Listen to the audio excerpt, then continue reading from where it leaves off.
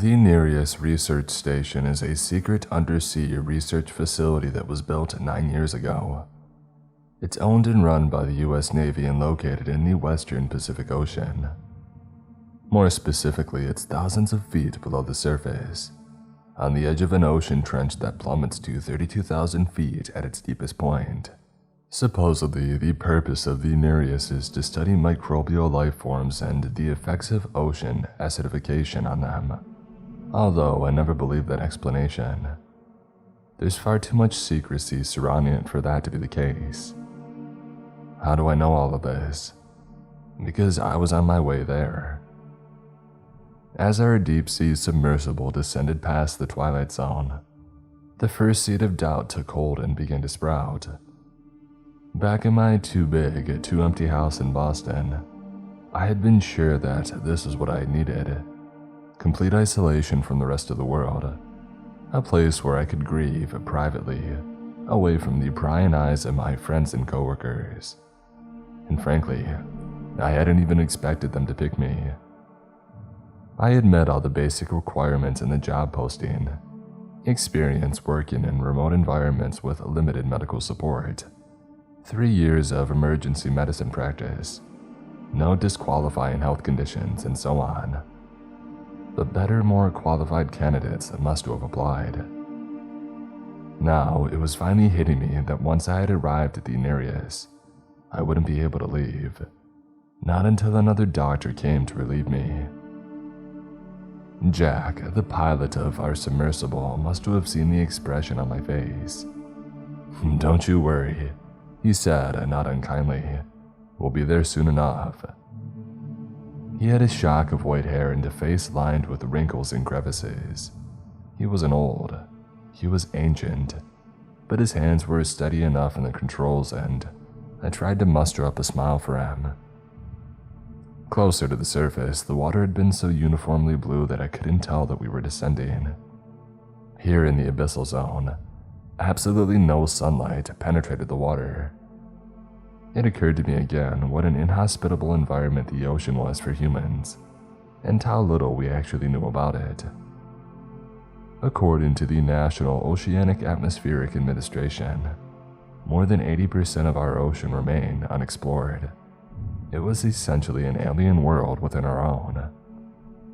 "Oh, there it is," said Jack.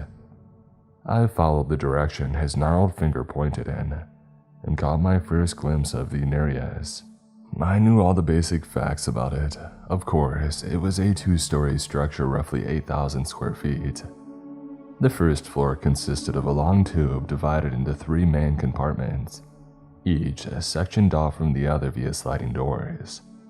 6 different pods, rooms shaped like bubbles, then branched out from the entire first floor. They held sleeping quarters, bathrooms, a kitchen, a social space, and a sick bay. The second floor, connected to the first via a ramp, had a dozen pods branching off from it, and each other through a confusing warren of long, narrow hallways. The second floor pods held wet and dry labs, computer workstations, and more. Up to 20 scientists, aquanauts, could live in the Nereus at a time. But the description of the Nereus still hadn't prepared me for the actual sight of it. It was beautifully elaborate and defiant. Something impossible lifted straight out of a sci-fi novel. By the time that I had managed to extricate myself from the submersible, I found the station leader already waiting for me, visibly impatient. Alexandra Moreau. Everything about her, from the no-nonsense look in her gray eyes to the brisk efficiency of her movements, screamed military, even though she didn't introduce herself as such. She gave me a quick, assessing look before saying in clipped tones, "I'll be giving you a tour of the first floor of the station. Follow me." "Right, thank you." She was already striding down the hallway, and I had to break into a jog to catch up with her. A headache had developed sometime in the past 30 minutes, and I struggled to follow along as Alexandra listed off the different sections of the station. The first compartment contained the submersible docking station. The next compartment was the entry lock, and the third one, the biggest, was the main lock. As far as I was concerned, only the following 3 areas mattered to me: the sick bay, the kitchen, and my sleeping quarters. The inside of the Nereus looked much older and was more cramped than I had expected. Rust cropped up in unexpected places, such as around the viewports or along the edges of power doors, and the lights kept flickering. Worst of all, an odd, dank smell permeated everything, insinuating itself into every corner and crevice of the station. It reminded me of the summer that I had spent living in the basement room while studying abroad at Cambridge. No matter what I had done to try and eliminate it, it stubbornly stayed until I left. Benjamin, Catherine, and Rose are the 3 scientists here at the moment, but there are always 2 technicians. Alexandra was saying when I tuned back in. They monitor the life support systems and fix the little things that break. Jonathan and Ellen, you'll meet them all later. When do I get to meet Dr. Miller? Dr. Miller left 2 days ago. Here, this is where you'll be sleeping. It's not crowded at the moment, so you have the pod to yourself. If that changes, however. I knew that it wasn't a good idea to interrupt Alexandra, but the question burst out of me before I could stop it. Wait, what do you mean Dr. Miller left? I thought. I trailed off under Alexandra's piercing gaze, but I had been counting on his guidance. He left very detailed notes, Alexandra said, with an air of finality. She reached out and opened the door that led to a small, cramped pod. 2 bunk beds that had been stuffed into it, and they were only a foot apart from one another. I couldn't actually imagine sharing the space with anyone else, much less 3 other people. Do me a favor, Dr. Weir, she said abruptly. Don't go onto the 2nd floor of the Nereus without advance permission. Do you have any other questions? I shook my head. She gave me a curt nod and left me standing there, clutching the duffel bag that I had packed with my meager belongings. This was going to be my home for the next 6 months, for better or worse. That night, I had a nightmare. Riley was walking through the living room, jingling his keys in one hand as he hummed tunelessly to himself. He paused abruptly and looked at me. His left eye had vanished, the eyelid hung limply over the empty socket. You need to leave, Cordelia, before it's too late. And then he kept walking. Up the stairs, down the hallway, and into the bedroom. I heard the sound of the bedroom door slamming shut. I knew exactly what would happen next, but I couldn't move. An invisible hand pressed me down into the living room sofa, and as these seconds trickled by, it began to exert greater and greater pressure on me. It was squeezing me like an orange it meant to squash flat. My skin went taut under the pressure and then split, blood spraying in all directions. My eyeballs went next, first bulging and then popping out from the sockets. My organs were rupturing, the bones beginning to splinter and crack. The pressure relented as suddenly as it had started. Even without eyes, I could somehow look down at myself. My bones had turned into metal struts, and the muscles and tendons into thick metal wires wrapped around the struts.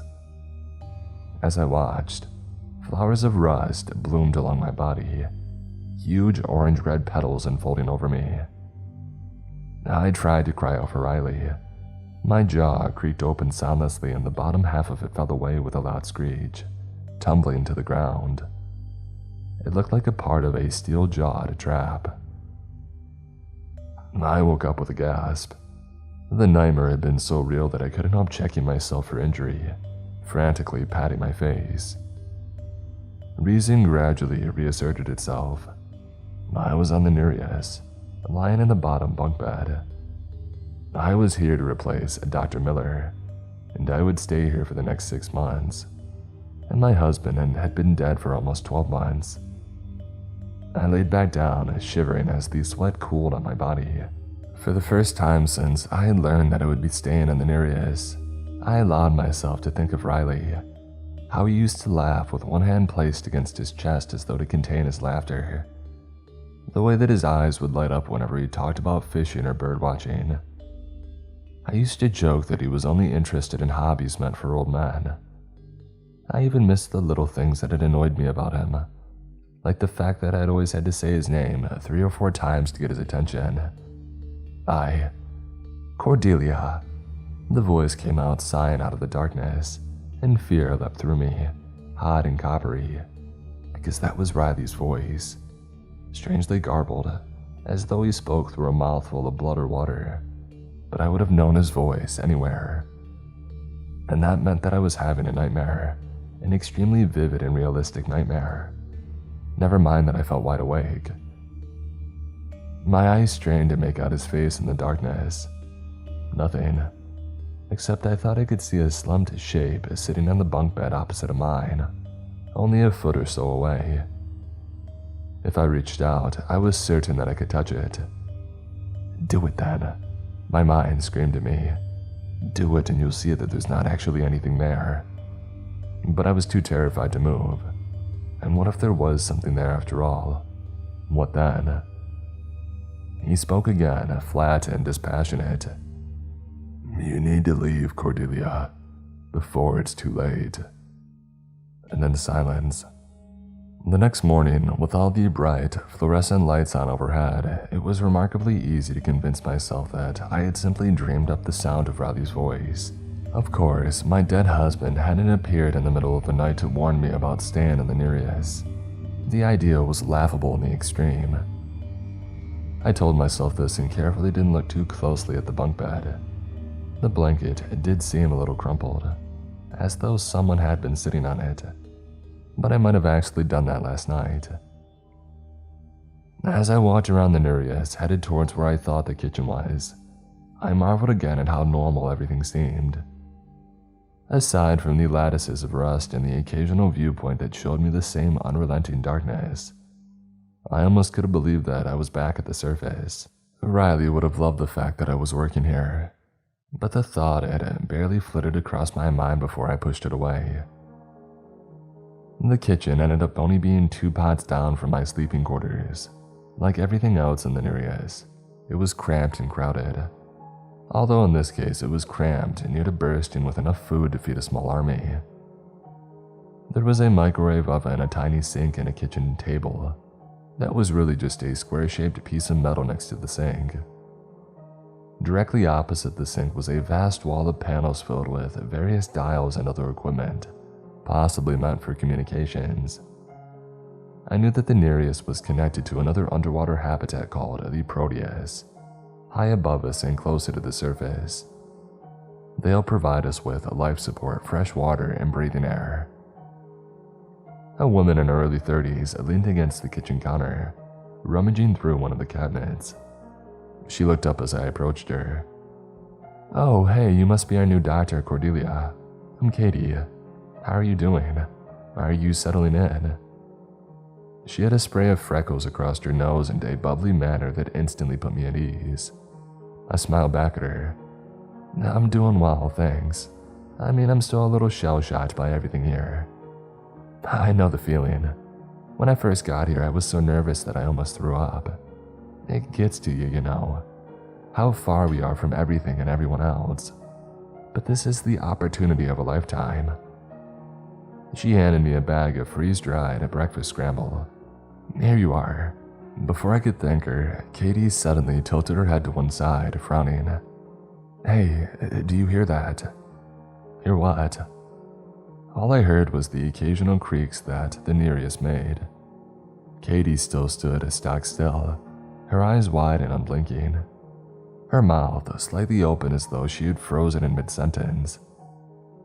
I felt the first stirrings of unease and reached out to gingerly pat her shoulder. "Katie?" Her face went crumpled and hopeless. She reached down to clutch my hands and I couldn't hold back a pained gasp. She was holding onto me tightly enough to leave bruises, scanning my face as though looking for reassurance. She spoke in a low and furtive tone of voice, like a prisoner passing on a secret message to her cellmate. "The dead are in the walls. I hear them sometimes, don't you?" And now, as though a tornado had passed, she went back to smiling brightly at me. "What's wrong? Do I have something on my face?" Katie, I think you should come with me to the sick bay." She scrunched up her nose. Me, sick? No way, I feel fine. Anyway, gotta run, Doc. I stayed up all last night to keep an eye on him, to run some experiments. If there's anything else that I can do to help you out, let me know. She threw the final sentence over her shoulder as she hurried out of the kitchen. The dead are in the walls. I hear them sometimes. Riley's sitting on the bunk bed opposite mine.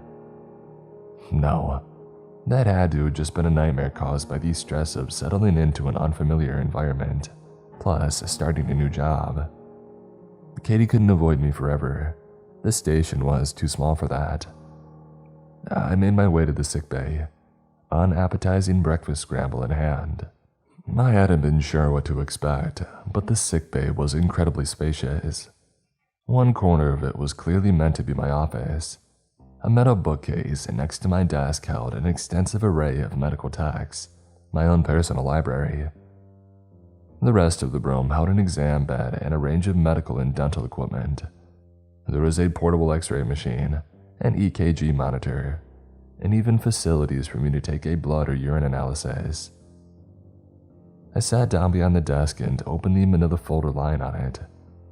It had a post-it note with my name on it, although the handwriting was so bad that the R looked like an L. Dr. Miller had left detailed notes.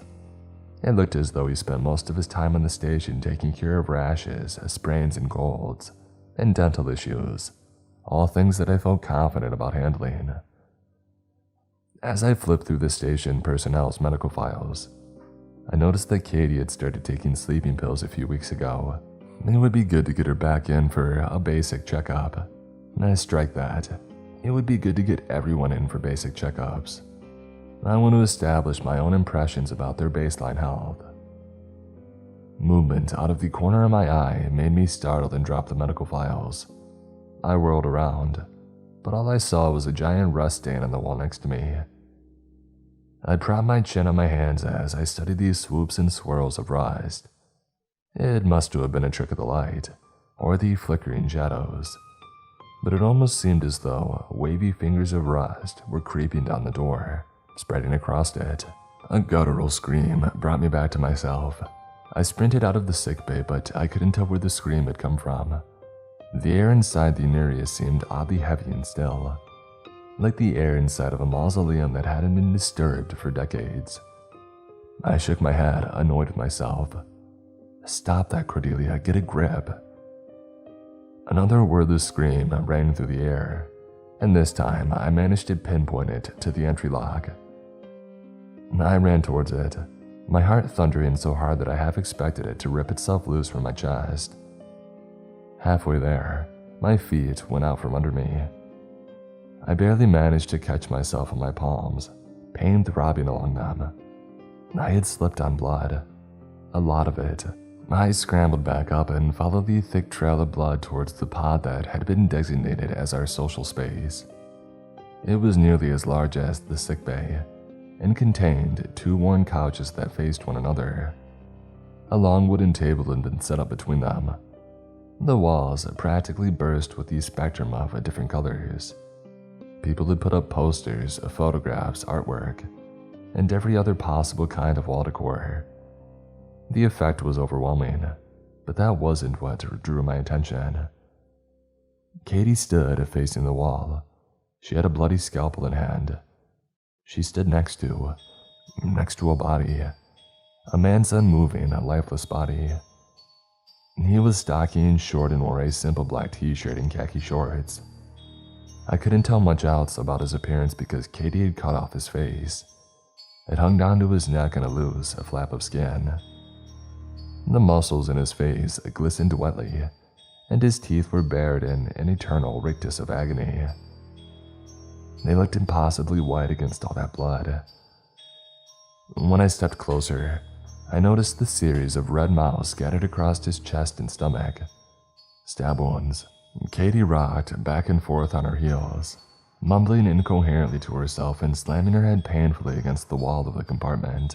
Blood matted her hair. I couldn't tell if it belonged to her or the dead man. She didn't seem aware of my presence, but she still had the scalpel in a white-knuckled grip. Someone shoved me aside, and I almost went down a second time. It was a man who had pushed past me, a man wearing a lab coat.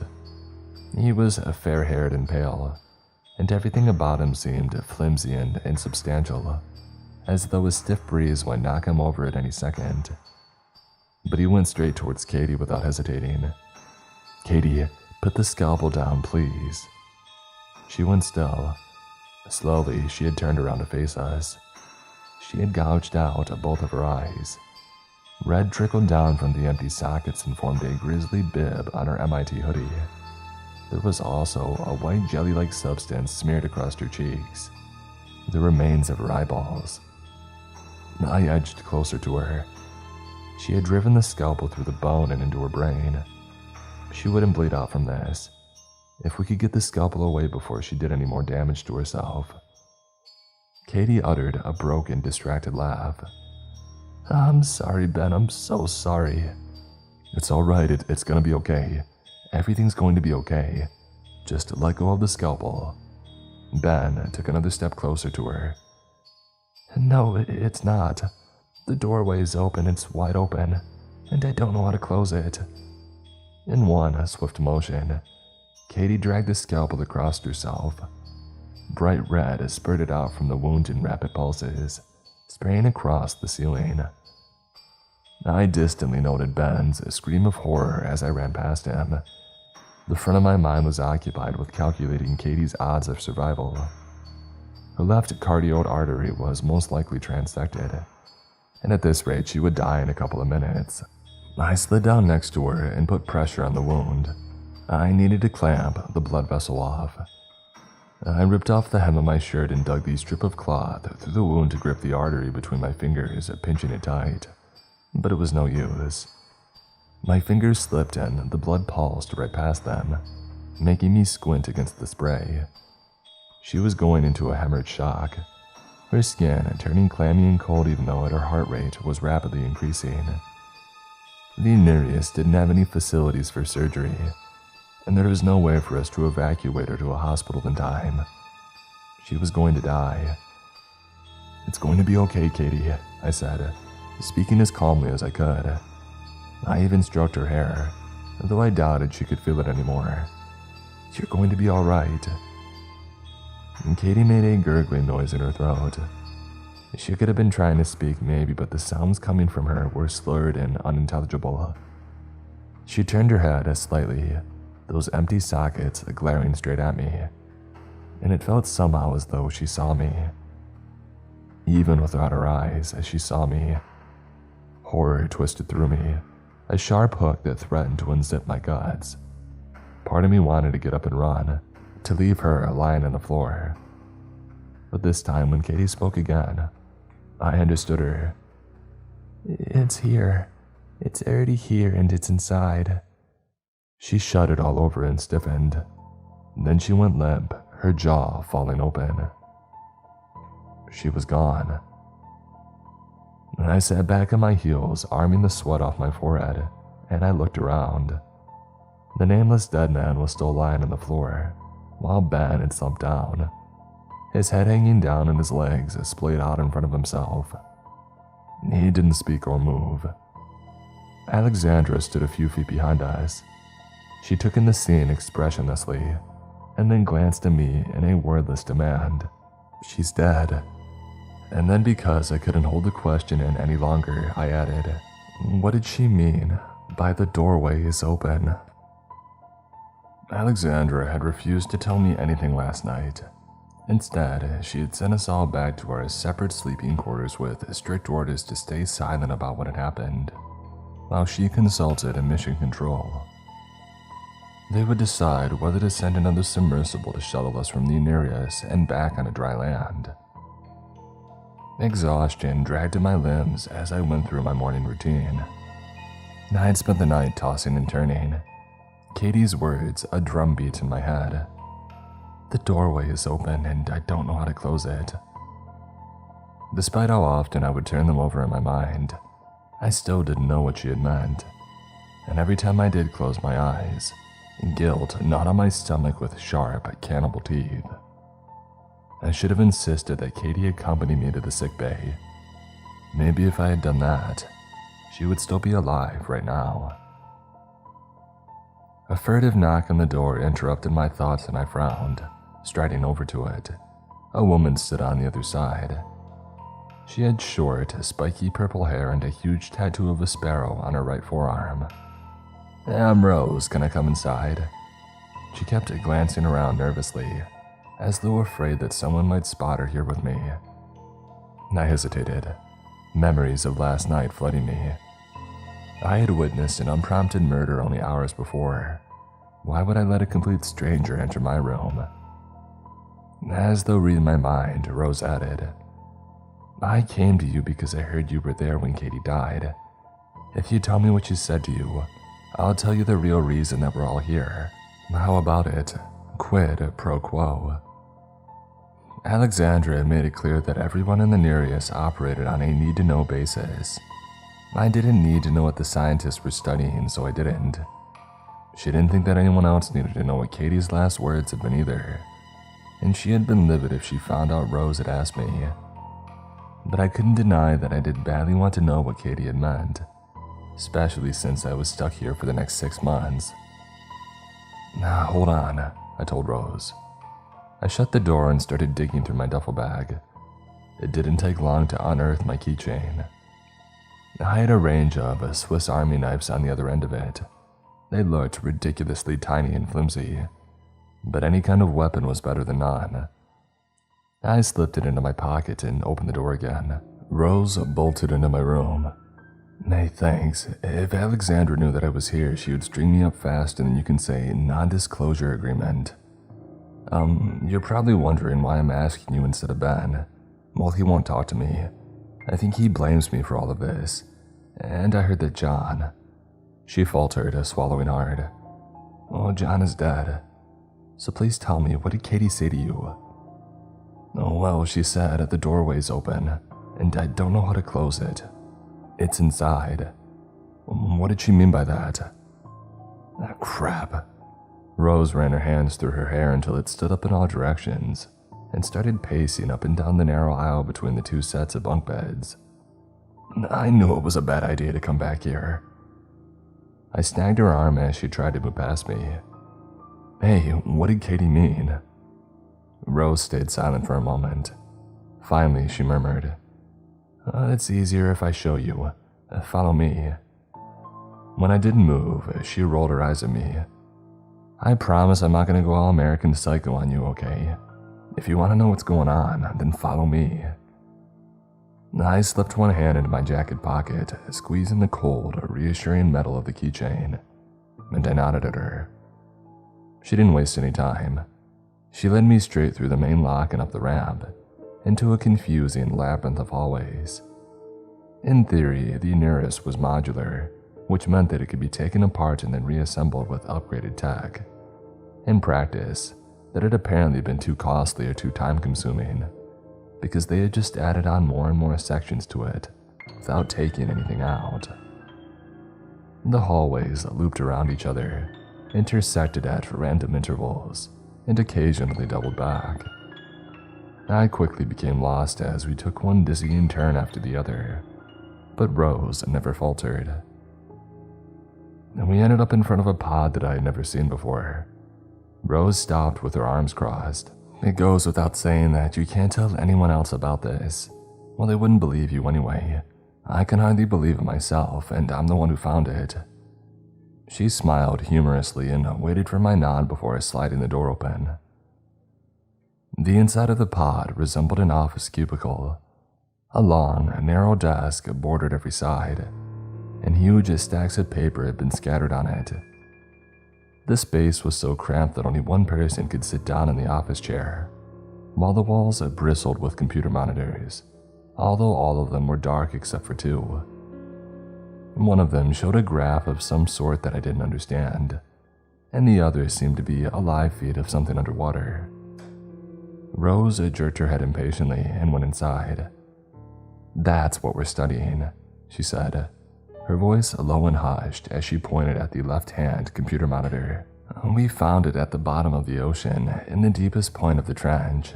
9,780 meters deep. I frowned and leaned closer to it, until the tip of my nose nearly touched the screen. The image on the screen was blurry, but I thought that I could see 5 standing stones arranged in a rough circle, each one equidistant from the other. They were roughly the same height, although they all tapered off at the top. The sight of them tugged free of memory of time my friends and I had driven from Cambridge to Stonehenge. It had taken us 2.5 hours, and it had been a huge letdown. We had walked around the standing stones for 10 minutes and then headed back. This was the reason for all the secrecy of the Nereus, a pile of rocks. Still baffled, I said slowly, "So you're studying a monument?" "No, it's not a monument." Rose held my gaze as she spoke the next few words, her dark brown eyes intent on mine. "It's a doorway to an alternate dimension." I walked towards the sick bay, so occupied with what Rose had told me that I barely noticed the door had been left open. I had asked her how they had discovered that it was an alternate dimension, and she had launched into a scientific explanation that had sailed straight over my head. I was only able to follow about 1 word in every 10. The gist of it was that this alternate dimension was within spitting distance of ours, and that stepping into the space within the stones brought you there. I'd asked Rose whether Katie had been right, whether something from that other world could have come through the doorway and onto our station. One time we sent a rover to collect some samples, right? Well, as soon as it crossed into the space within the stones, bam, it disappeared. The tether was severed and all the cameras went out. But it went through and we never saw it again. So, if something can go through from our end, she ended in an eloquent shrug. It sounded crazy, and it was crazy. This kind of thing didn't happen outside of science fiction novels. I wanted to get out of here. Now, I forced myself to take a deep breath, shoving away the thin tendrils of panic that kept trying to worm their way into my brain. "Stop it, Cordelia," I told myself. "Focus." I wasn't getting off the station without Alexandra's say-so. I had to concentrate on what I could control, and right now that meant looking through Katie's medical file and searching for any clues that could explain her behavior. I settled down into my office chair and started going through the clutter of paperwork. It was amazing how much of a mess I had managed to make yesterday morning, but as the minutes ticked by, I still couldn't find Katie's medical file or anyone else's. I frowned, drumming my fingers against the desk. I remembered hearing Katie scream and running out of the room, leaving everything on the desk. So where the heck were the files? A soft, high-pitched giggle broke the silence. I looked up just in time to see a flash of gray and red move past the doorway of the sick bay. "Hello?" I called. "Who's there?" No response, but that giggle had sounded familiar. Awfully familiar. My mouth went dry with dread. "Is anyone there?" "I'm over here, Cordelia." Katie's voice. My internal temperature plummeted 20 degrees, and I hastily covered my eyes, as though I had regressed back to childhood. If you can't see the bad thing, it'll go away. No, this was just an auditory hallucination, one born of stress and sleep deprivation. If I thought that I could hear her giggling, it was only the hum of the generators on here. If I thought that I could hear stealthy, rustling noises, as though she was taking huge steps on her tiptoes, then I was wrong. Dead was dead. People didn't come back as ghosts or things that went bump in the night. I kept my hands over my eyes until my breathing had slowed to its natural pace, until the fear had retreated, and I started to feel like an idiot. I opened my eyes, and Katie was right beside me. Oh my God, she was really here. Her face lowered to mine. I screamed as a fresh wave of blood spilled down from her empty eye sockets, as the corners of her mouth pulled back into a bestial snarl of hatred. She spoke in an inhuman and grating voice. "You let me die, just like you let Riley die. Admit it." The carrion stink of her breath wafted toward me, horribly pungent, horribly real. I tried to push myself away from the desk and stand up at the same time. The end result was that I fell over. The fall knocked the wind out of me, and I remained still, trying desperately to draw in a breath of air. For a sickening moment, I thought I wouldn't be able to, that I would lie there until Katie rounded the desk and closed her hands around my neck. I shot to my feet. The sickbay was empty. I took a couple of steps forward, stunned. Had I just imagined all of that? Through the half-open door of the sickbay, I caught a flash of movement, there and gone. When I ventured outside, Katie stood there waiting for me. She was miraculously unharmed and whole, the same bubbly woman that I had met yesterday in the kitchen. "Come on," she said brightly, almost breathless with excitement. "I need to show you something that you'll really like." My fear retreated, swallowed by the all-consuming guilt that had been my constant companion since the day Riley had killed himself. Katie was right. I had failed them both. In the months leading up to his death, it had never occurred to me that Riley was spending more and more time lying in bed, unable to muster up the energy to complete simple tasks, much less go to work. I paid no attention to the fact that his temper was shorter, that it had been months since he had stepped out of the house to go fishing.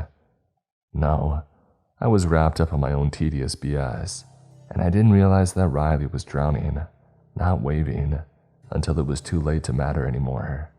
Katie walked away from me, and I ran after her on legs that felt like numb stilts. I needed to catch up with her. I needed to make her understand how sorry I was. But no matter how quickly I ran, Katie always remained far ahead of me, just out of reach. I chased her through the main lock and the entry lock, until we arrived at the submersible docking station. "It's through there," she said, pointing at the airlock. The synapses in my brain fired sluggishly, unable to make any sense of what was happening. I knelt down to the airlock. Another red-orange rust stain covered the upper portion of the hatch. As I touched it, the rust pulsed under my hand, a heart alive and aware. It started to inch up my arm, enveloping me. I couldn't retreat, not even as it sank into my eyes, my nose, my mouth, coating the inside of my throat until I choked on it. Indescribable agony filled me and my surroundings and blurred together, the colors running and melting, a kaleidoscope of fiery butterflies swarming me. Someone yanked me away and unceremoniously dumped me to the ground. I looked up to find Ben standing over me, 2 red spots high in his cheeks. He was breathing as harshly as though he had just run a marathon. "What is wrong with you?" he seethed. I took in the flickering lights and the white walls. It was the nearest, just as it had always been. I was sitting in the compartment that held the submersible docking station, except a destructive tornado had descended on the room. Every single one of the rovers the AUVs and submersibles docked here had either been destroyed or set loose, and the gear used to tune them up had been bashed into tiny metal pieces. Ben continued, "You were trying to open the airlock. You do realize that you would have died quickly and painfully the second that you stepped out, right? And why the heck would you destroy the submersibles? Do you have any idea how much they cost? Each one is worth over $1 million. I stared back at him, stunned.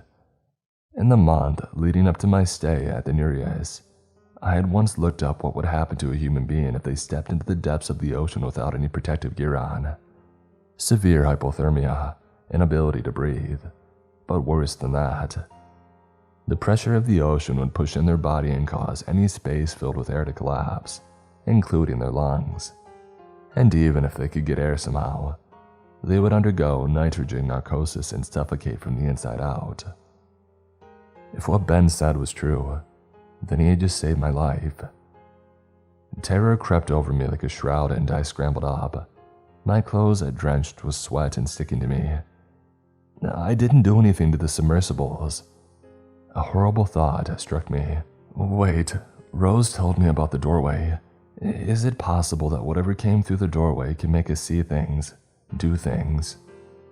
Regardless of Ben's answer, I was almost certain that something on the Nereus had led me here, toyed with me, and nearly tricked me into a gruesome death. But isn't that what you deserve? Whispered a voice in my head that I couldn't be sure it was mine. Rose said that?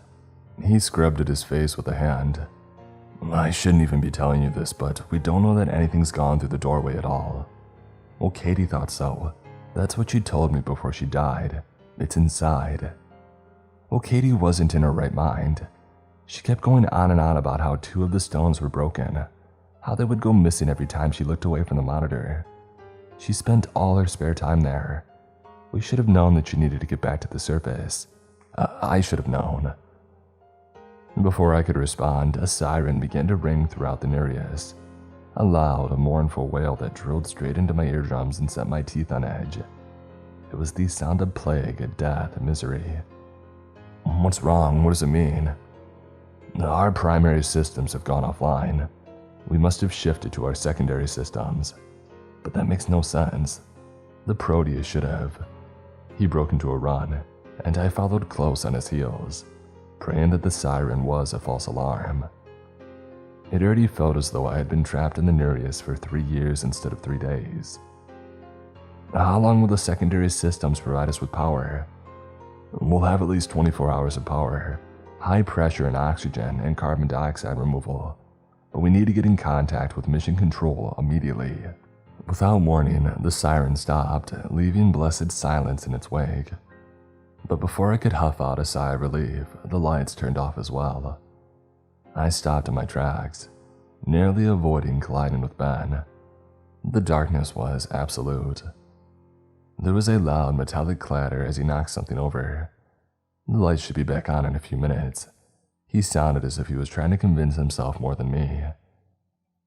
I shuffled after Ben at a snail's pace, one hand placed against the wall to keep track of where I was going. Why the heck weren't the lights back on yet? It had been longer than 5 minutes.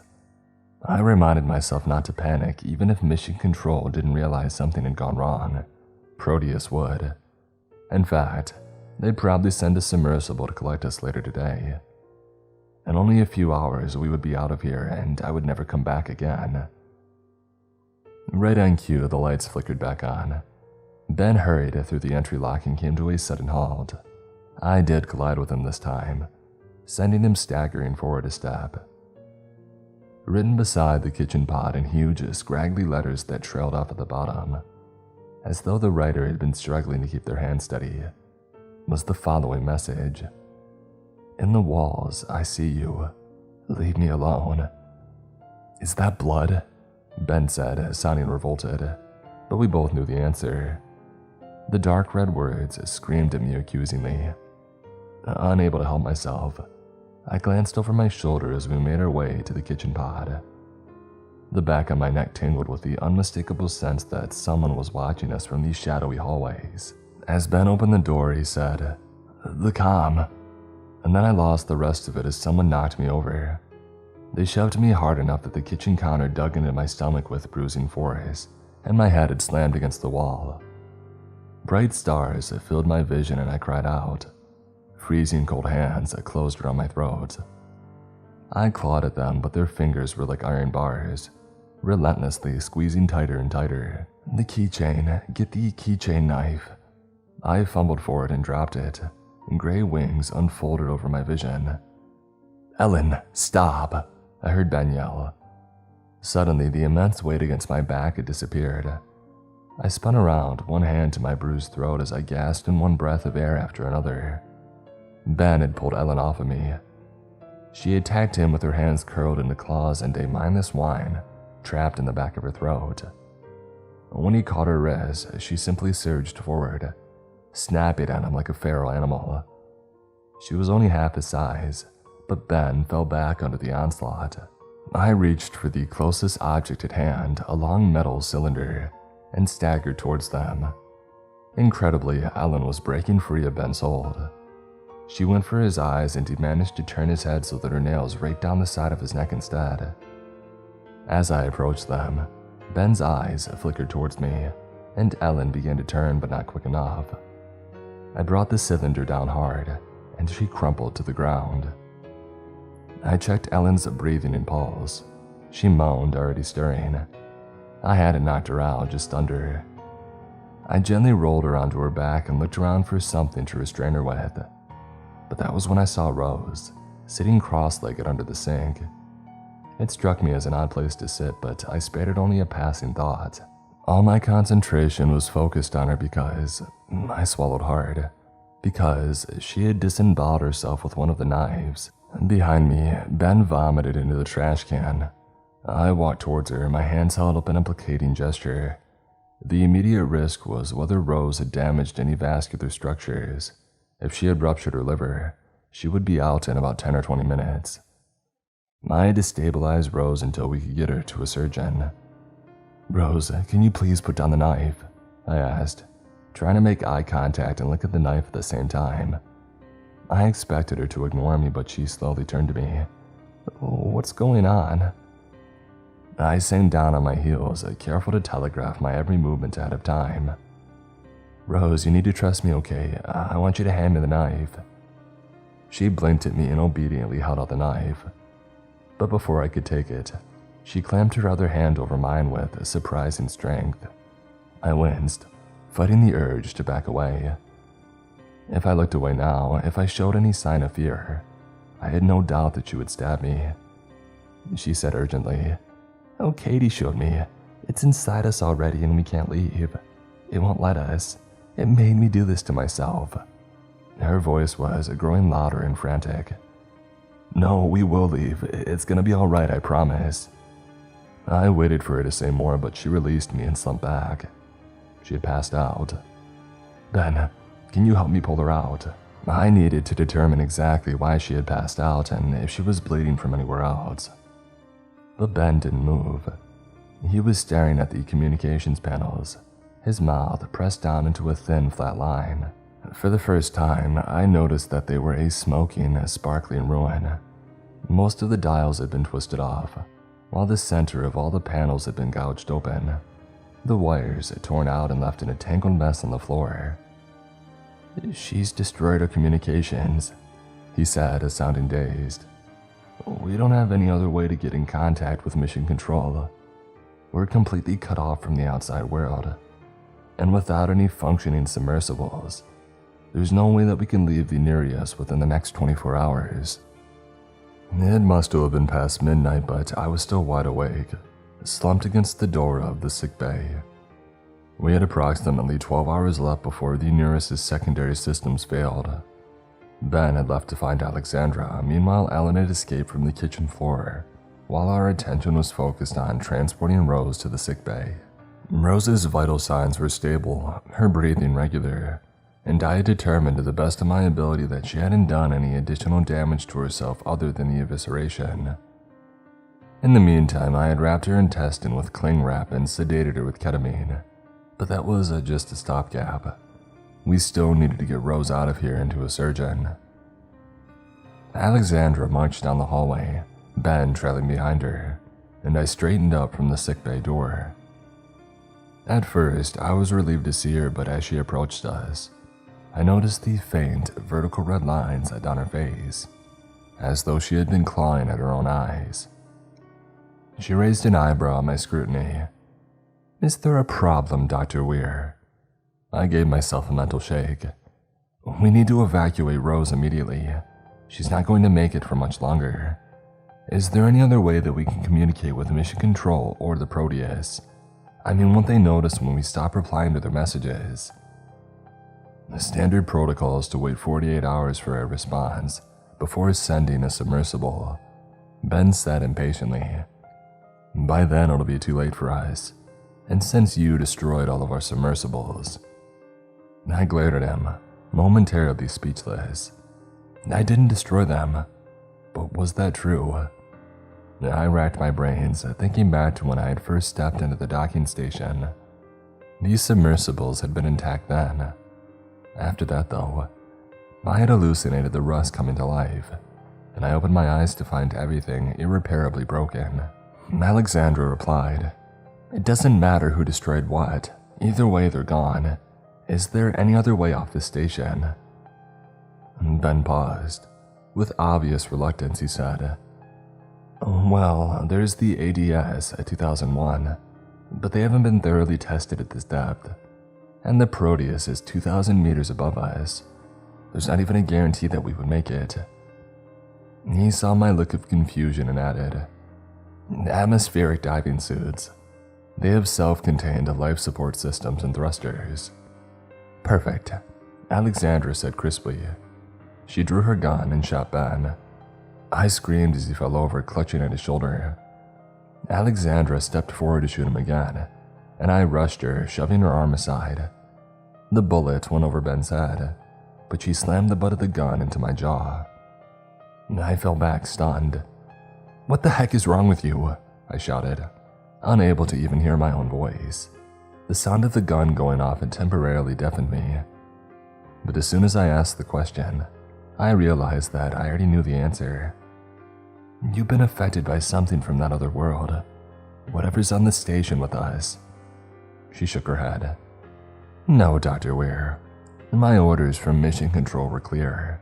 Destroy these submersibles and ensure that no one from the station reaches the surface. Ben spoke up from where he was, still lying on the ground. They're just going to let us die. Yes, and if you attempt to leave, I'll shoot you. I had to keep her talking and distracted. She wouldn't be able to hold the gun on both of us forever, and I would take my chance as soon as she lowered it. What does the US government want to shut the station down now out of all times? I asked. What's changed? What does it matter to you, Dr. Weir? Either way, your fate remains the same. I'm asking this as a favor. Consider it my dying wish. The least you can do before you kill us is to tell us why we have to die. She frowned, mulling this over. I had always thought that my life would flash before my eyes right before I died, but the terror that I felt right now was too great for that. I had never been so acutely aware of my heart pounding in my chest, knowing that its beats were numbered. The muzzle of her gun seemed to widen the longer that I stared at it. After a few minutes, Alexandra sighed. Oh, fine. The lab coats think that the doorway below us is tied to our perception of it, and that Katie had cracked the door open somehow. Something slipped through. They say that our entire station and everyone on it is infected. She started walking towards me again. What do you mean it's tied to our perception? How will they close the door?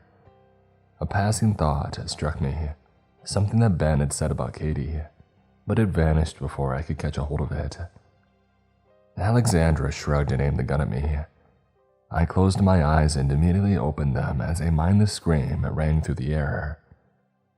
Unnoticed by any of us, Ellen had been walking down one of the hallways. She leapt onto Alexandra's back, clawing and biting at her, her eyes as blank and shiny as a wind-up doll. I sprinted over to Ben and helped him up. We need to get you out of here. He nodded but tried to stagger off in the opposite direction. I pulled him back. I had no idea if he could hear me or not. My left ear was gradually picking sounds back up again, but my right ear remained ominously silent. I'm not leaving Rose behind, I yelled, pointing back at the sickbay. We stumbled towards it, Ben leaning heavily on me for support. Behind me, someone had shrieked in agony, and I turned around just in time to see Ellen gnawing on Alexandra's left eye, her teeth sunk into Alexandra's flesh. Alexandra shrieked again and flipped Ellen over, slammed her head against the ground. She did this over and over again, like a woman possessed. Long past when Ellen had already gone limp, until the back of her skull had caved in. I yanked Ben into the sickbay with one giant heave and slammed the door shut, knowing that it wouldn't be enough. We had no way to lock the door and nothing to barricade it with. More to the point, we would have to leave the sickbay eventually to find the ADS. All Alexandra had to do was keep us here for the next 30 or so hours and her work would be done. Where's Rose? Ben panted, and I turned around with a surge of horror to see the exam bed empty. Blood had stained the sheets, more blood than anyone could have survived losing. Rose had ripped out the IV lines and left, despite the ketamine in her system that should have made that impossible. I never should have left her alone in here, not even for 1 minute. A familiar, all-encompassing guilt overwhelmed me. I briefly covered my face before forcing myself to move on. I had another patient in front of me right now. "Let me have a look at that," I said to Ben, and gave his shoulder a cursory examination. He had been lucky. The bullet hadn't gone anywhere near his collarbone. I pulled out the hemostatic gauze from the emergency first aid kit and started plugging it into his wound. As I worked, I kept one eye on the door, half expecting Alexandra to burst through it at any second. But the neurist remained ominously silent, and it was too easy to imagine her lurking outside the door, gun held at the ready. How many rounds did she have left? I tapped at Ben's uninjured shoulder and gestured at the sling. "You're all done." "Good. The ADS 2001s are located next to the docking. We can't go there yet. We need to find out what Katie knew." Ben jerked around in surprise. "What are you talking about? What we need is to get the ADS as soon as possible, before Alexandra destroys them, or the entire station shuts down." "Alexandra said that Katie was the one who would open the door," I said, continuing even though he shook his head. "We need to find out if there's a way for us to close the door. You remember what Alexandra said, that Mission Control thinks we're all infected." "Alexandra's gone crazy. I doubt that she actually heard anything from Mission Control." "Ben, please, I'm doing this with or without you, but I need your help. I don't even know where Katie worked in the station. And don't you want to know what Katie meant? How she opened the door, how all of this happened?" I stared at him pleadingly, willing him to say yes. Minutes crawled by as he thought it over, and I held my breath. I meant what I had said. If I do this alone, I would. But I had no doubt that it would be much easier with Ben's help. Finally, he blew out an exasperated sigh and said, "All right, half an hour tops. That's all the amount of time I'm willing to give you, and then I am going to leave without you. And good luck figuring out how the ADS works on your own." "Okay, half an hour is more than enough," I said, with more confidence than I felt. Before I could say anything else, Alexandra screamed wordlessly from outside the sickbay. We traded a startled glance, but her eyes went on and on without pausing for breath, sharp as a knife's edge. My skin crawled with anticipatory dread. Just when I thought that I would go mad if I had to listen to them any longer, they stopped. The silence spun out like shattered glass. We cautiously poked our heads out from the sickbay. The hallways were empty. Alexandra had vanished. I had no idea what could have caused her to scream like that, but I didn't want to find out. I turned to Ben and hissed, "Which way?" He gestured towards the curved ramp that led to the second floor. We hurried up it and into the maze of hallways. I suspected that even if I managed to escape this place, I would still see these hallways in my dreams. I'd be trapped inside of them, knowing that something was chasing me and would catch up soon. Ben stopped us at a pod that opened onto a small laboratory. 3 rows of counters stretched across the room, dozens of computer monitors and scientific instruments on them. Underneath the counters were cabinets with black knobs. Ben headed straight towards the furthest cabinet and started digging through it. "Katie kept everything related to her research in here," he said. "Come on, help me look through it." I handed him various stacks of papers and uncovered a composition book at the bottom of the cabinet, wedged away in the back. I wrenched it out and started rifling through the pages, sending a silent apology to Katie. This had obviously been a personal journal of sorts. Some entries had expressed her excitement about the nearest, while others discussed her family and friends. But the later entries became increasingly incoherent and fragmentary. She would sometimes leave sentences or words half-written across the page, and the sentences that she did manage to complete were utterly nonsensical, similar to the message that we had seen earlier next to the kitchen pod. "I see you, leave me alone." Near the end, she had pressed her pen with such force that it had ripped straight through the paper. "Ring around the rosy, it's everywhere in the station. Pocket full of dead, leave me alone. Stop thinking about the stories. You can't think or else they'll They'll get inside your head and... She made drawing after drawing of the doorway below us, scribbles of 5 stones in a loose circle. Underneath the very last drawing, she had written in a desperate, unhinged scrawl, "Only 3 stones on the other side, not 5. As soon as I had read the words, the image sprung into my mind, vivid and fully formed. The same circle of 5 stones below us, only one of them had disappeared, eroded into dust over the weight of millennia. Another one was a broken heap. With those 2 gone, there were huge, inviting gaps in the circle, and although the other 3 stones currently remained upright, cracks spiderwebbed through the bases of the 2 of them. They would fall soon as well. Unexpected understanding struck me like a lightning bolt. If that happened, just 1 stone wouldn't be enough to hold the door shut. That alternate dimension would come spilling through to ours, like a pot of ink upended onto a piece of paper, staining the whole thing black. The ground rumbled underneath our feet as the doorway shook. It sent shockwaves through the water and the nearest. Ben yelped and toppled over, while I grabbed for the edge of the counter to steady myself. The earthquake only lasted for a handful of seconds, but it left us both trembling and pale.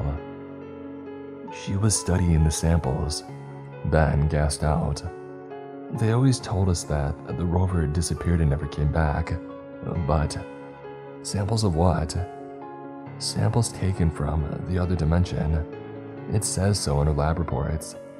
Let's get out of here." He shakily got to his feet and we rushed out of the lab.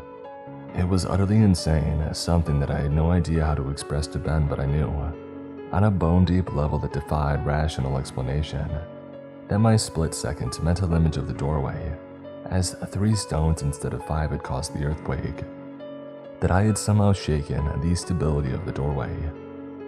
Even worse, for that infinitesimal fraction of a second, I had sensed that something vaguely serpentine waited on the other side of the doorway, coiled up against it, a vast, incomprehensible abomination that was inexorably forcing the door open.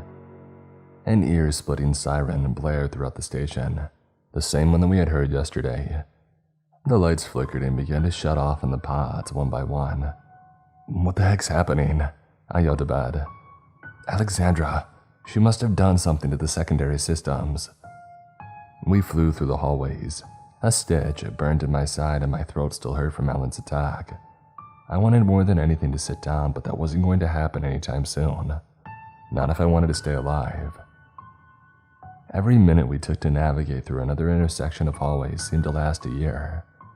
Finally, we reached the ramp that led down to the first floor, and we sprinted down it and into the submersible docking station. Ben led me straight to a door that I had walked past a dozen of times already without ever noticing. The pod was filled with a mess of machinery. I couldn't even pretend to understand their purpose, but one thing was clear. Those were the atmospheric diving suits hanging from the ceiling. 2 of them. They resembled bulkier versions of spacesuits, but shiny silver and with black bands going down the limbs. Ben tapped a series of buttons into the keypad next to them, and unseen machinery above us had whirred to life, slowly moving the ADS towards the submersible docking station. We ran back there to wait for them, Ben pacing around in tight circles. "How do the suits work?" I asked. I had to yell to be heard over the siren. "You should be able to walk around in them normally while we're on dry land. Once you go into the water, you've got to flip a switch on your arm to activate the thrusters. The foot pedals inside the suit will allow you to move. You've also got manipulators at the end of each of your arms so you can grab objects. We'll put on the legs first and then the top half. The vacuum pump will create a hydraulic seal." The suits arrived at the docking station and we climbed onto the raised platforms to put them on. Stepping into the suit felt like stepping into a coffin.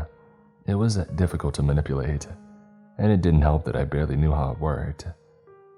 Ahead of me, Ben stepped over to the airlock and slammed a fist down on the button to open it. I allowed myself to feel a surge of cautious relief.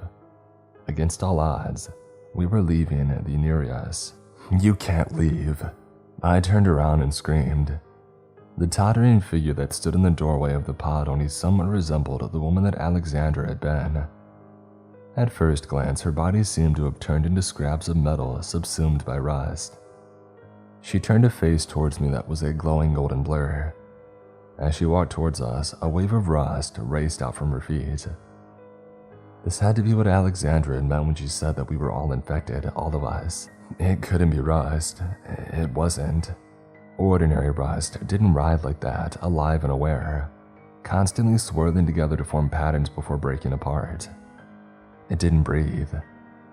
I backed away, but the weight of the suit hampered my movement. Every step backwards took an immense amount of effort, and at the back of my mind, a panicked voice yammered, "It's been on the station this entire time, and you even touched it. You've been breathing it in." Abruptly, the knot rust formed thick, bulging masses across her entire body. The one on her upper thigh transformed into a familiar face, Katie's. It happened again and again until the faces of the dead were staring at me from Alexandra's body. I saw a man's face, one that I didn't recognize, and remembered Dr. Miller's inexplicable departure from the ship. He hadn't left at all. The knot rust was constantly in motion, and their faces seemed to laugh or scream or both at once. I realized with numb horror that everybody who had died in the near us so far had achieved a horrible kind of immortality. When Alexandra spoke again, it was the voice of the Nereus as it creaked and groaned under the immense pressure of the ocean depths. "You don't want to leave." Each word sliced through the noise of the siren clearly. It was true. A tiny part of me wanted to stay. I wanted this nightmare to end. And maybe that same tiny part of me wanted to help open the doorway below us, to go through it, and to let the knot rust take me over. It was already inside of me, and the process would be simple. Quick, painless. Around us, the Nereus trembled.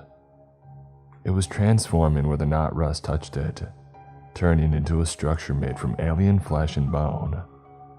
Its walls shivered, covered with peeling skin and glowing red-orange veins.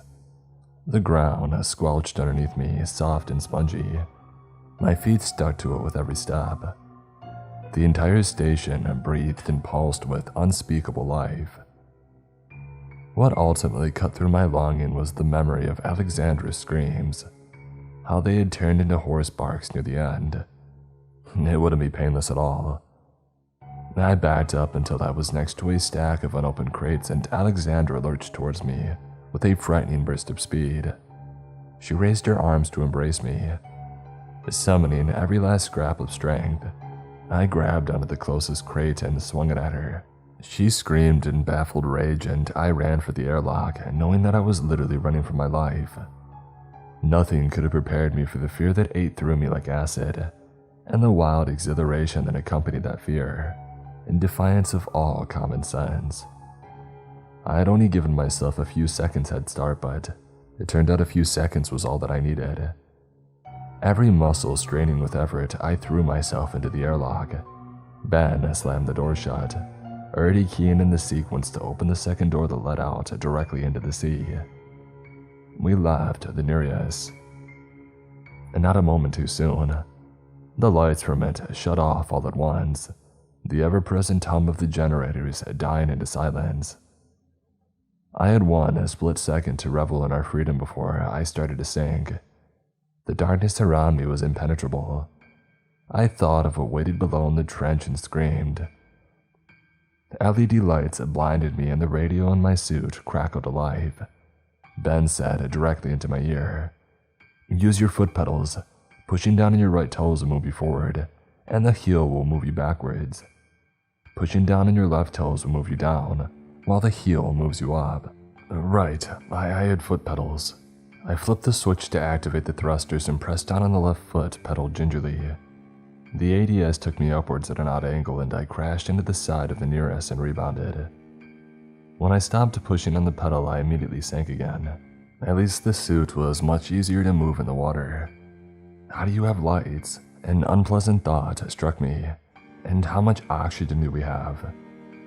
Well, the LED lights are located on your arms, and the ADS 2001 has 2 separate oxygen systems with a total capacity of 25 hours of life support. The air inside of the suit is filtered and recirculated by carbon dioxide scrubbers. After a few fumbling moments, I managed to turn the LED lights on and breathed a sigh of relief. The darkness of the abyssal zone still pressed down around me, but the lights illuminated my immediate surroundings. That was good enough for me. Or as I struggled with every movement, Ben used his suit without any difficulty. He pointed at something barely perceptible in the distance. We need to follow the umbilical from the nearest to the Proteus. Our pace was hampered by my incompetence with the suit, and I try not to dwell on the fact that it seemed like I would need every last one of those 25 hours of life support. Despite Ben's concern, the suits were holding up well, at least as far as I could tell. We followed the umbilical, which was comprised of hoses that supplied air from compressors, oxygen from storage flasks, and power lines from the generators. Hours passed and Ben and I didn't talk much, both of us lost in thought. Now that we were out of immediate danger, the events of the past few days played through my mind on a grisly loop. I thought of Katie, Rose, John, Ellen, and Alexandra, and all of the ways they had either murdered one another or themselves. I hadn't been able to save anyone. Most of all, I thought of all the times that I had touched the non-rust, blissfully ignorant of what it actually was. Was it inside of me right now, a seed of infection waiting to flower? And if so, what did that mean for the rest of my life?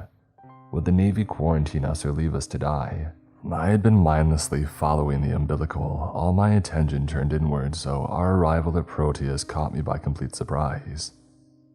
It was a simple one-story structure in the shape of a long tube, not unlike the first floor of the Nereus, but there were no pods or hallways protruding from it, and it was half the size.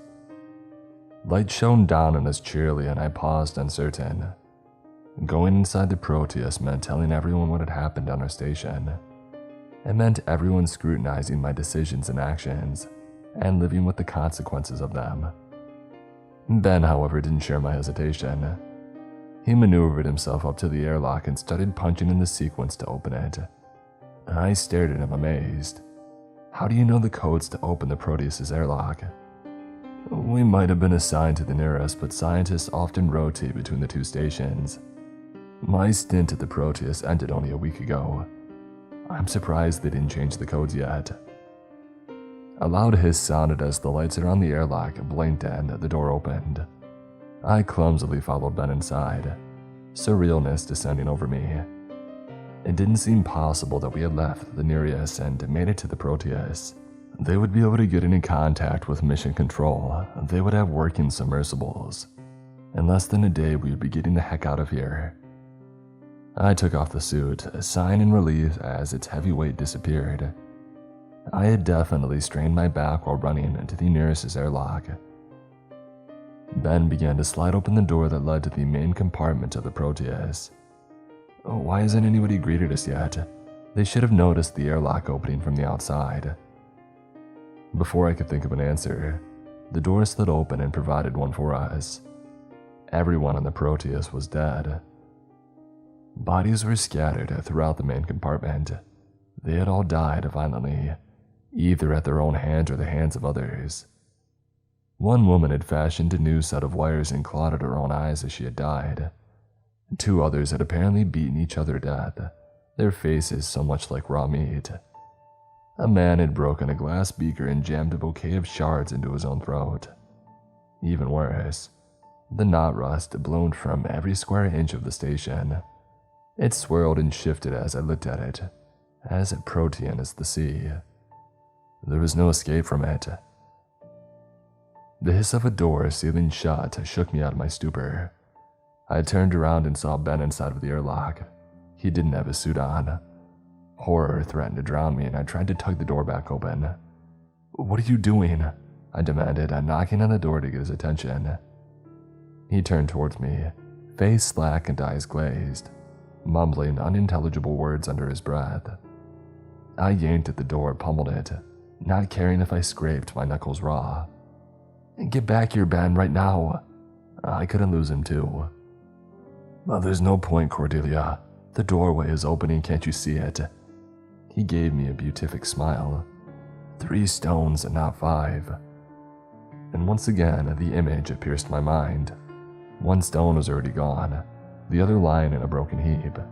Two more swayed on their foundations, huge cracks splitting them down the middle.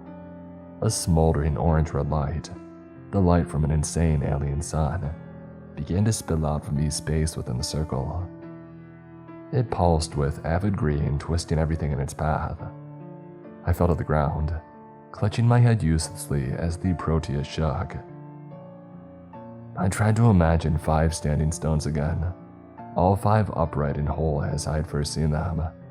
I might as well have tried to stop breathing. The image of the 2 broken stones kept intruding, and every time I pictured it in my mind's eye, it grew more solid. I somehow knew that if it didn't stop thinking about the broken stones in that other dimension, the stones in our world would break too, their reality overriding ours. When that happened, that unspeakable thing would break through, followed by a whole host of other abominations. With an effort, I wrenched my mind away from the doorway. The shaking had subsided instantly. I scrambled up to my feet, running back to the airlock, hoping that it wasn't too late. But it was empty. Ben was gone. I was the only one left.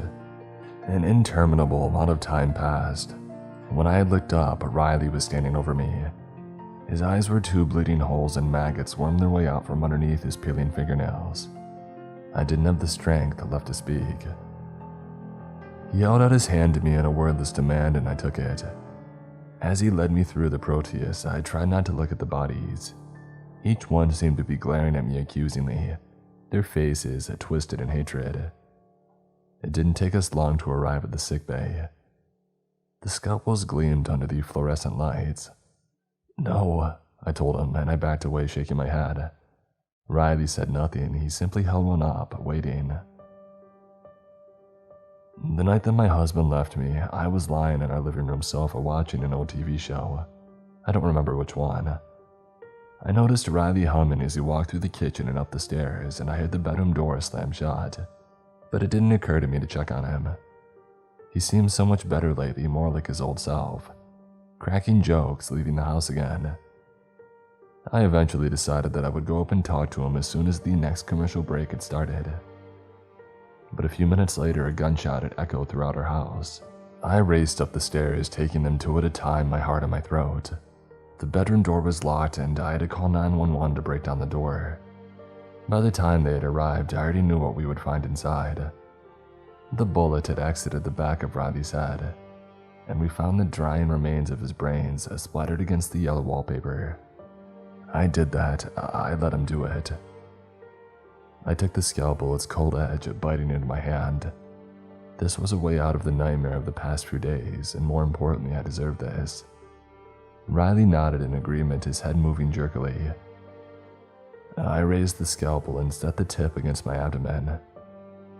But memories started to flood me, the first day that Riley and I had had at a board game cafe in Boston, a fall tradition of going apple picking and getting cider donuts, and how he had hidden my engagement ring inside the basket for our apples. And most of all, I remember that wiry grin of his and the way it lit up his whole face. Suddenly, I sensed Riley's presence. He was here with me now, not this pale imitation of him that the knot rust had spun out of my guilt, and that still stood in front of me, waiting for me to plunge the scalpel into myself. But the Riley that I had known and loved, the Riley who had loved me and who would never blame me at all. Tears pricked the corners of my eyes. Even though I badly wanted to, I couldn't give up now, not when I still had work to do. It was the hardest thing that I had ever done, but I managed to uncurl my fingers one by one, until the scalpel dropped to the ground with a loud clang. And then I turned away and went in search of the communication panels. I did find them, and they seemed to still be working, so I found a computer and wrote up my experience of the past few days. Alexandra said that these scientists think the doorway is somehow tied to our perception. It's my personal theory that the things on the other side of the doorway gained a foothold in our world through Katie's mind, after she had studied the samples from their world. That was enough to wedge the door open a few inches, and because I'd been on the nearest, breathing in that knot rust, they've managed to infect my mind as well. Now that I've read her notes and seen the stones broken, only 3 of them left, I can never unsee them that way. And every time I think of them, it weakens the doorway some more. They've found a foothold through my mind too.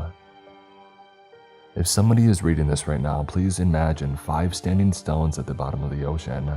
Not 3, but 5. 5 stones in an unbroken circle, tapered off at the top and equidistant from one another, whole and upright. I'm not sure if that will be enough to close the door again, but we have to try. Because otherwise, our world will become an extension of theirs. An insane place with 3 suns in the sky and a feverish, hungry light.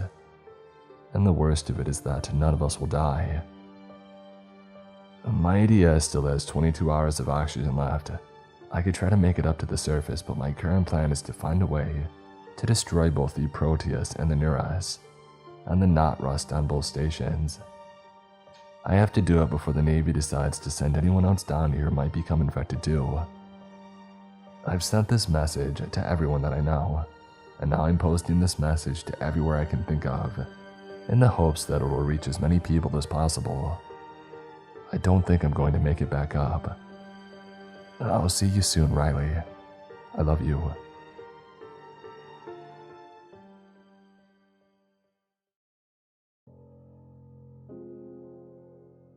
I'm a marine archaeologist, which means I spend my days retrieving, restoring, and occasionally interpreting recoveries from shipwrecks in drowned cities. It's much less exciting than it sounds, and most of my time is spent in tedium. That was until recently. Last year, the discovery of a vessel in the North Atlantic, the exact location I'm keeping quiet to avoid people prying into where this might be, as it was all over the news, led to the most bizarre artifact of my career. The personal diary of a captain sailing on behalf of royalty in the early half of the 19th century. The papers were heavily damaged, and it's only through technology developed in the last 10 years that we've been able to restore their contents to readability. But still, it's slow going, and most of the diary is being processed. However, what we have managed to unearth is so strange and, quite frankly, terrifying, that my team is hesitant to publish our findings in the usual scholarly journals, as its contents defy explanation and might tarnish our reputations. The language is a bit stodgy, as one might expect for the time, but still eminently readable. The entries up until early August of 1834 are boilerplate and even mundane. It is at that point that things take a turn. Below, I've replicated the beginning of what we restored thus far of that section, with some pertinent details and names changed to avoid people trying to find evidence of this wreck or the captain, and thus find out my identity. If there's interest, I'll post more as it becomes available. Captain Artemis Jones, August 5th, 1834. Beyond the portal revealed only a dark and tremulous sky. The ship bobbed and slapped the water like a placental mass. The churning froth of the impatient swells ran down the narrow glass like desiccated fingers, and reminded me of how close I was to the infinite blue darkness below. Sleep had come fitfully over the past few weeks, like a stranger to my bed. Every dream was of the ocean, every thought of the sea. When my eyes closed, I was reminded of the deep, and then of her. Oh, Larissa, how your absence wounds me, a dagger in my chest. I long for every crevice, to smooth every caress. You were my beacon, deadly, angry, and beautiful, and strange as each crash of wave on the hull. I can still feel the slip of your fingers as they fell through mine. Golden hair like sunlit paint in the water as you sank. Sir, came the voice from behind me, gruff and tired. I turned my head just slightly, enough to let him know that I was aware of him. The fog is too heavy, no landfall. I nodded and he disappeared with the rough creak of the door closing behind him. This wouldn't do. not with the pains coming to the men. The barrels of lemon juice had begun to turn, and soon the blights would take over the ship. Some men were hardier than others, but eventually all would succumb to the scurvy, given much more restless wandering. Scurvy is a desperate man's disease, and we had passed desperation some time ago. Oh, my love, my pirouette of soul, what horrors I would undertake to find your lips pressed against mine again, to feel your bosom bare against my chest. Instead, all I can do now is see of you in this inky blackness that swallowed you. We were told of the island that beckons us 8 months prior. It was a land of golden dreams and the promise of great wealth and power. The book, or what was of the book, but had become a few fragmented and burnt pages of ancient Assyrian, accessible by the worthy and the brave. It contained wonders that few eyes had seen, impossible towers of stone and metal, weapons of lightning and fire, and a radiant pool that healed all sickness and abated death. The remains of that tome had come to the attention of Her Majesty, and by the way of spice traders that had bestowed it upon her as a gift of honor, so that their nations might exchange goods freely. There were those who said that the book was only a fairy tale, a story told only to astound. But Her Highness was convinced of its true provenance. She collected the best of her navy and selected the most loyal for this important task. By finding the lost island, her power would not only be extended, but eternal. Yet these endless months have worn on us. The men are becoming restless, angry, and sullen. As spirits darken, so too does my command. I cannot yet think of deadly mutiny, nor would any man or board dare speak of it, but it exists as a phantom that haunts their thoughts. Yet such ghosts can all too quickly be made flesh, and I cannot allow that to happen. If these stories are just that, then we must make landfall soon at any port, or I fear what might befall us. Whether at the grip of sickness or a Sidious sword, either the end of us all. Despite the suffering of the crew, I am beset by my own torture. The sweet purple kiss of opium was the only lover I'd known for some time now. A gentle affair at first to smother the grief that burned my nightly thoughts. It was now the only way that I could sleep. No longer just an analgesic, but a necessary rite of passage to daily functionality. I had been wearily watching the once abundant lump of sticky tar that I had kept in a polished lockbox under my bed diminish into a pathetic, grimy ball. The symptoms of withdrawal from my increasingly stingy slices into the grotesque pipe that I smoked from were building in intensity each day. Even as I lie awake now, the stained cotton sheets are at once stiflingly hot, and yet inadequate for the cold shocks that rumble through me like phantom winds. Aside from vacillations between feverish and inflamed, sometimes within minutes of each other, my muscles are leading a mutiny against me, seizing into tremendous cramps that gnaw like vicious, starving wolves. I will again attempt to rest, one of my few remaining pleasures. August 7th, 1834. The shrieks began sometime in the night.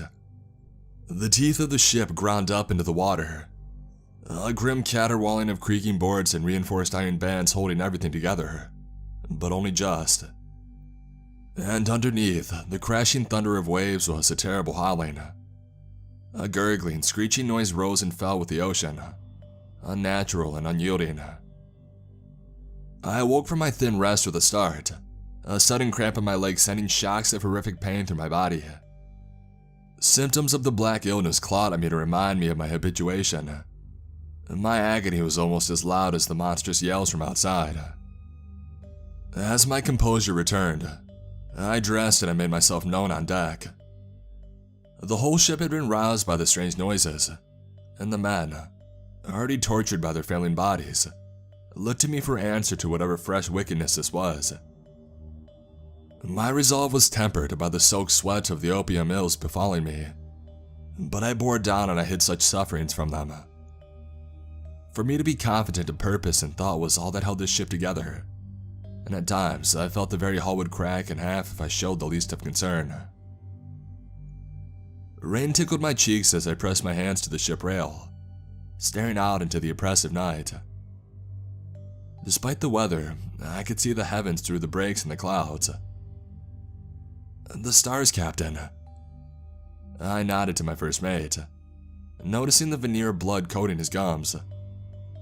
The scourge was preying on him faster than most of the crew, and I only spared a moment's thought to losing my loyalist man and the consequences thereof. The stars made no sense here. They sat in silent judgment, shattered flecks in the darkness. What is this unfamiliar twilight above my head? The North Star had vanished, and all of her children replaced by strange constellations that I'd never seen, pockmarked into the sky as haphazardly as birdshot.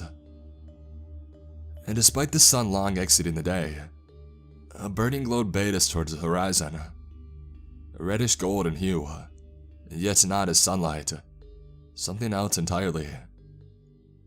Might this be what we seek? And what of the screams surrounding us? The sound warbled and dug deep as a sharpened blade, a nauseating garble of broken glass. It was as if a cavern to hell had opened in the depths of the ocean, and the cries of eternally tortured souls bubbled up like an abyssal choir, warped and deformed by the layers of water between them and us. "Starboard!" All heads turned at the shout. A midshipman, Harper, pointed forcefully over the edge of the rail to the waves below. I rushed with the others to see his fright, and was greeted with the stony blackness of rough waters. I demanded he tell me what he saw, and only then witnessed the fear in his eyes. It was like a man, but wretched, scaly and dark and terrible, Captain. It had arms, but not like us, loose and slippery like sir, and its face was the worst of all. I could only see blackness in his eyes, blackness and evil. And I don't know, but, speak, I commanded. It seemed to almost smile at me, sir. A horrible grin of razor teeth. Teeth that were meant for me. I don't know how I know, but I do. That creature, what it may be, is out to have me dead. Dead or worse, Captain. It means to pull me into those empty eyes and have me as a part of it. Deranged, she gripped me by the shirt collar and tugged, begging with his every breath that I save him from this horror he had beheld. I flung his hands from me. "Keep your continence," I roared. I ordered 2 nearby men to take him below deck and have him rest, but I can't forget the pale resignation hanging over him as vultures to a wounded animal. I noticed then that the awful wailing which had broken our dreams had ceased all at once, leaving only the patter of rain and wind. I was too thankful to question it, and maybe the least bit superstitious. I asked if any others had seen what he claimed. Stone faces and shaking heads answered me. I stole another look over the edge of the ship into the frothing murk beneath us, but I saw only darkness. "What will you have for us, sir?" With little vigor remaining, I directed our heading to the light in the distance, and that all crew not on night duty returned to their bunks. Uncertainty murmured through their eyes, but they complied nonetheless.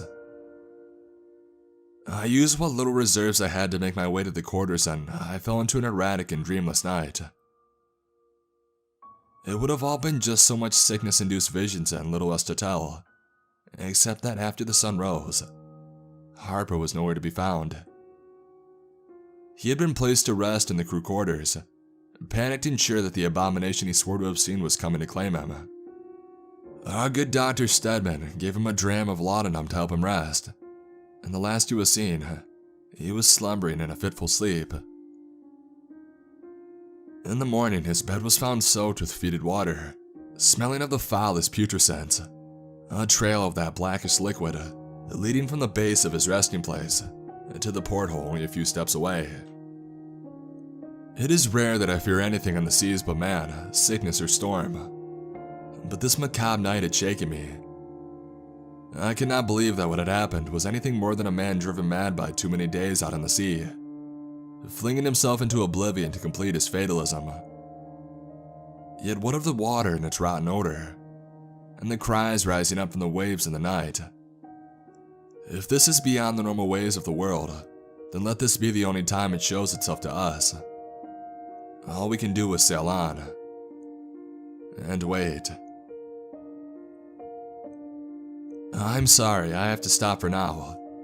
The original transcription of the papers is on an air-gapped computer in our restoration lab in the university, and all USB connections are logged, so I have to manually transcribe everything out of my own laptop, which is pretty time-consuming. And besides that, it's late here, and I'm all alone in this cramped basement space. I know what happens in the next part of this diary, and I don't want to be here by myself this late when I write it. I'll continue this soon. I'm not one to believe anything paranormal. I'm a scientist of sorts anyway. At the least, I have a PhD, so I should be concerned with provable fact, or at least with the best understanding of the historicity of a document. But this diary is beyond bizarre. Being here at night and transcribing the word of this man long dead, a man whose stoicism starts slipping, and his mind with it, is unsettling. Every place is different after dark, especially a university basement. With its labyrinthine maze of hallways and doors, the lighting shuttered to a bare minimum to save on electrical costs. I keep feeling like I have eyes on me, and something just at the corners of my vision. It's just nerves. It's me spooking myself out with what's probably only the mental decline of a man suffering from opioid withdrawals and scurvy.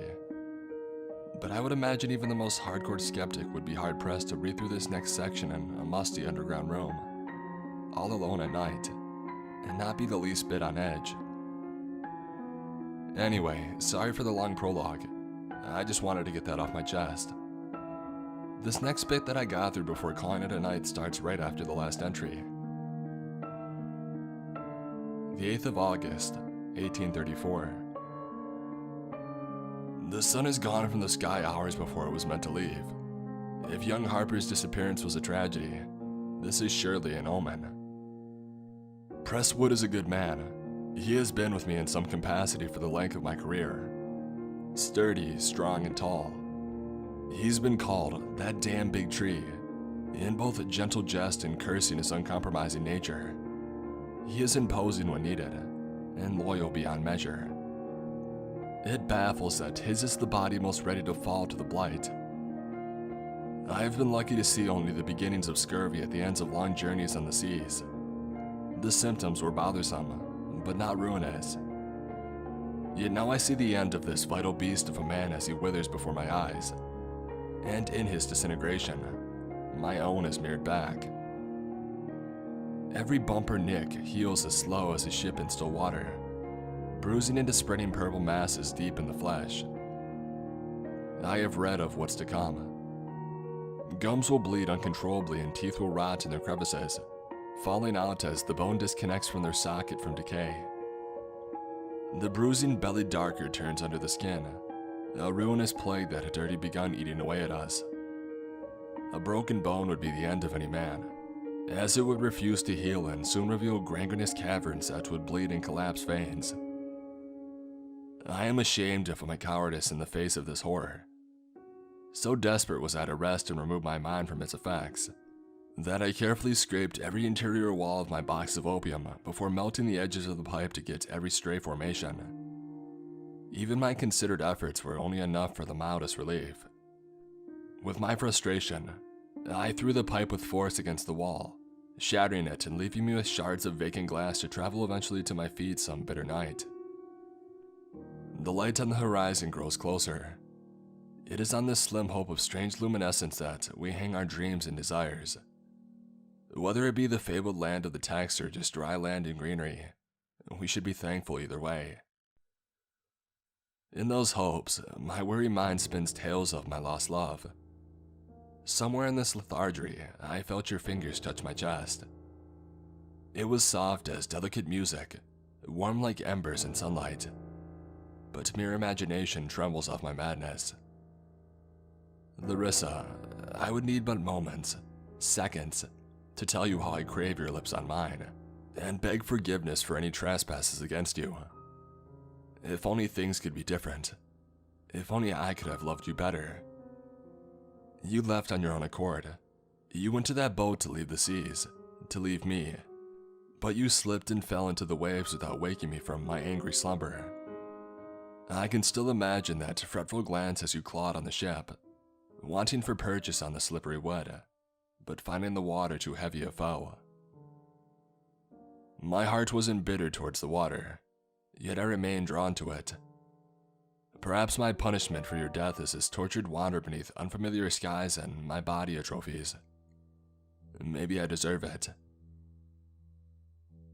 The 9th of August, 1834. I didn't sleep again last night. There were 2 more disappearances. The Williams brothers, bunkmates, were absent at the slight taunt of light that the sun had gave us. More Maldurus waters soaked into the sheets, spread to the walls of the ship. Oddly, the trail of liquid didn't lead to a porthole, but merely splashed against the interior hull, leaving only a dark stain. No one saw them vanish, or heard any frights of sound, leaving their absence as mysterious as young Harper. The men now refused to sleep in their quarters, as they fear the silent, unseen movements of the horrors that had seemed to pull more of their comrades to their watery death. We all congregate on the deck now, only going below to retrieve our dwindling supplies. The 10th of August, 1834.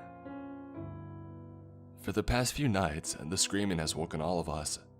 We simply cannot rest.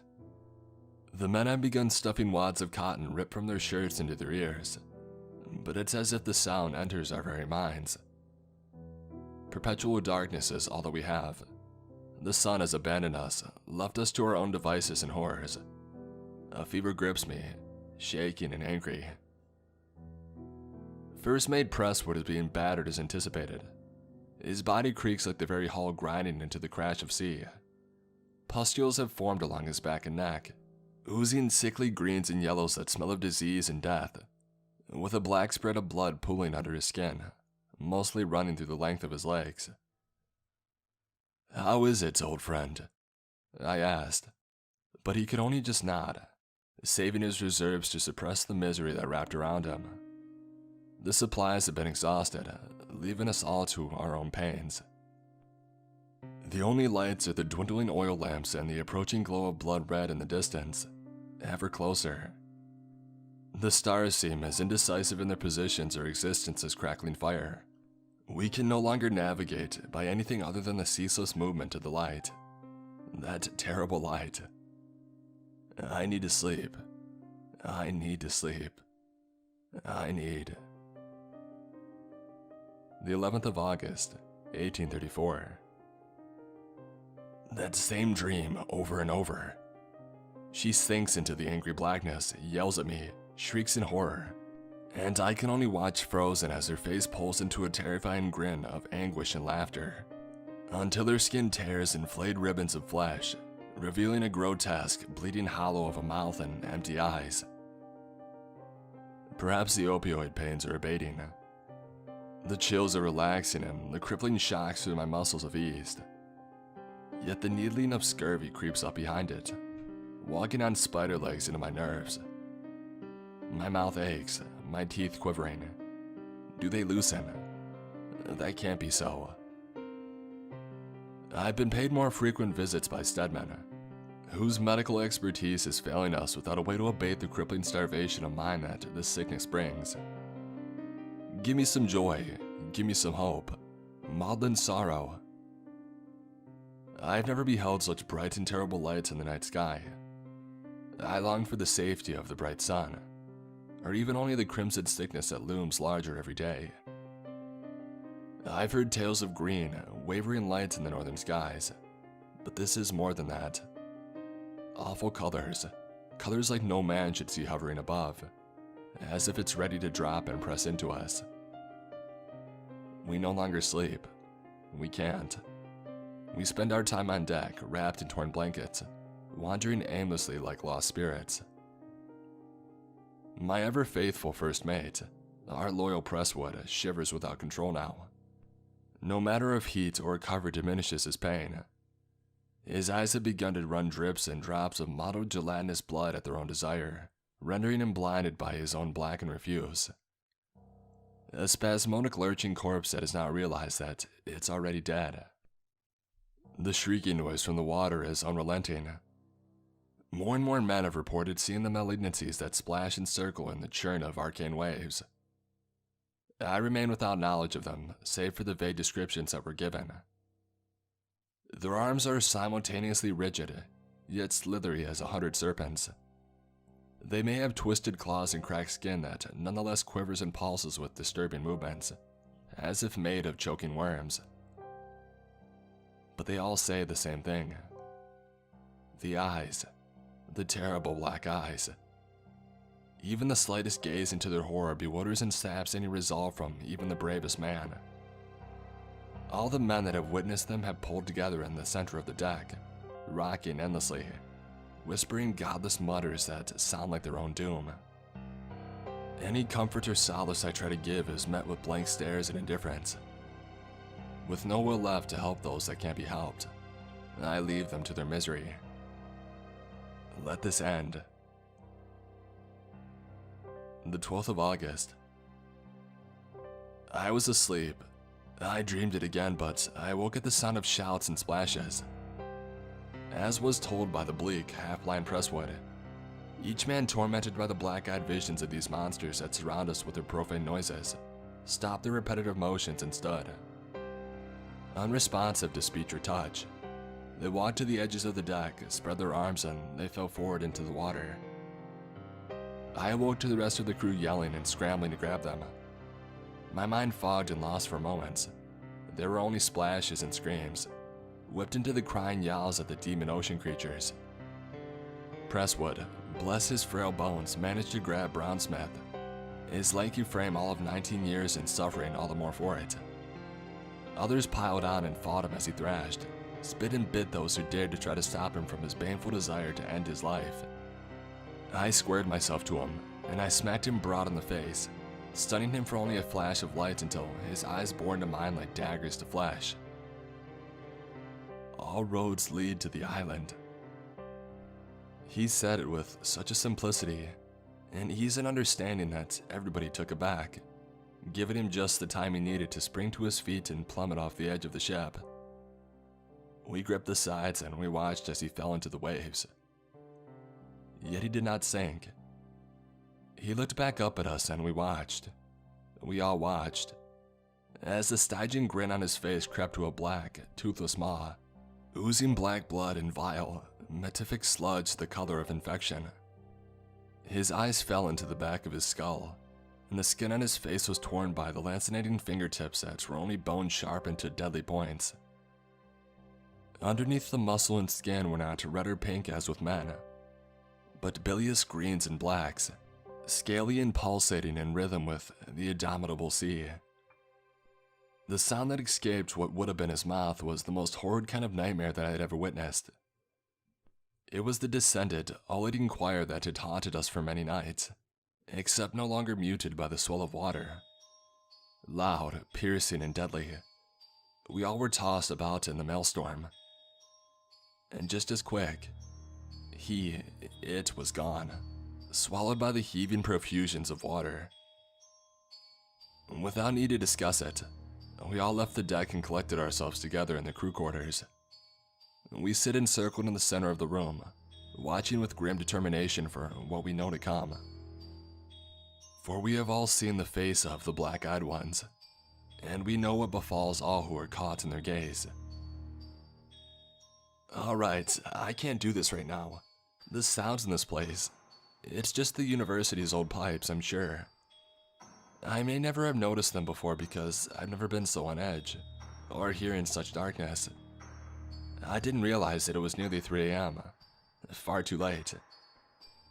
You know, sometimes when you're alone, you hear somebody say your name, like the faintest whisper, maybe just behind you.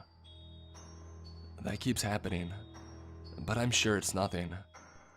Regardless, I'm going to cut my losses and head to my warm, comfortable bed, and try to get a few hours before I have to be back up and working again in the morning. I'll get back to this soon. I promise. I hope. I'm having trouble sleeping. I can get to sleep, but it keeps getting interrupted by the same dream. I'm on a rowboat in the ocean. It's cloudy overhead. I can't tell if it's going to be daylight soon or if it's just about to turn to night. The water is dark, impenetrable but calm. I try to row, but I can't seem to go anywhere. All around me is endless black water and silence under a gunmetal sky. And then I hear it. This sound from below. It's growing louder, but I can't tell what it is. A whistling, but deeper. Bubbles start to rise from the depths and surround me, more and more as the noise, now shrieking, angry, rises up to meet me. I try to row, but my boat won't budge. More churning froth and now a rumbling, something big approaching from underneath. Not knowing what else to do, I look over the edge to see this giant figure in the blackness below, round and terrible, a giant mouth opening wider and wider as it comes for me.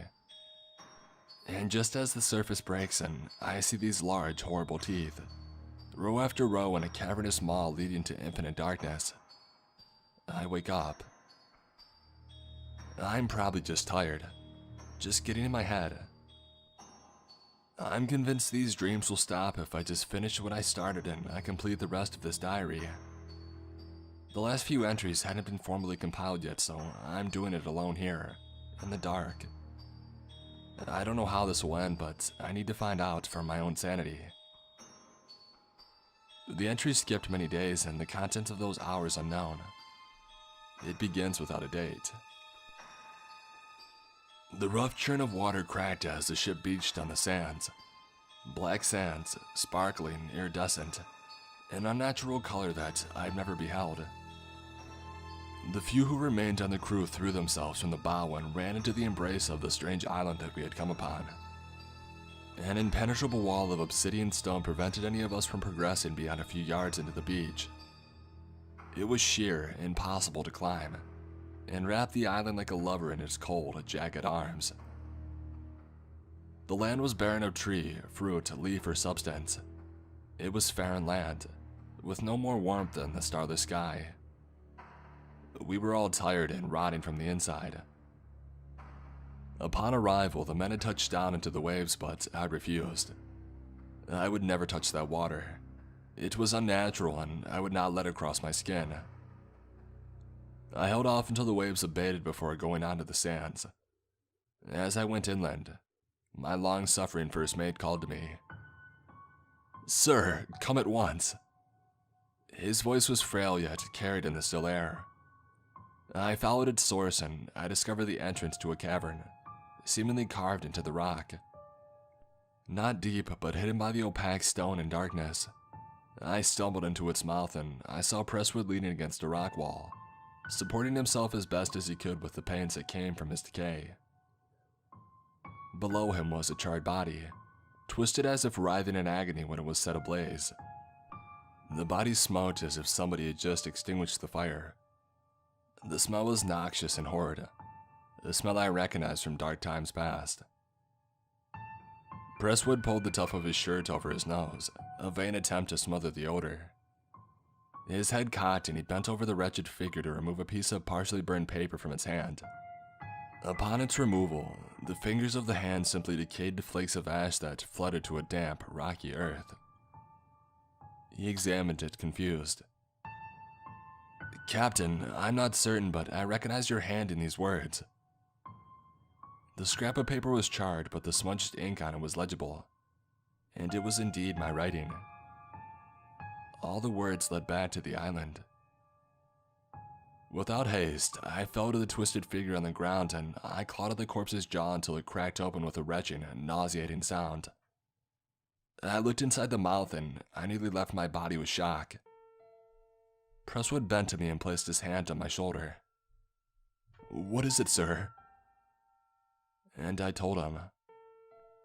The back two molars on the bottom right of his defamed body were missing, as they were in my own mouth. It was me. The body was mine. I'm so tired. Did the clock on the wall stop ticking? This basement is darker than before. Let me see. Okay, this is strange. I can't find my way out of here. It's always been out the hall, turn right again, and then take a left up to the stairs. But there were no stairs. I turned right twice and I found only an empty hall with locked doors. Thinking I might just be punchy and sleep deprived, I backtracked and went the other direction, but there was only another wall. I went down every hallway that I could find. I even drew a crude map to find my way, but there's no exit.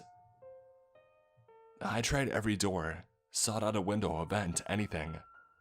I even attempted to break the glass portals on the doors to find the water. I mean the exit. Shit, I'm so tired. I have to keep going. The ocean calls to me. The waves are home to the dark ones with their red-black eyes.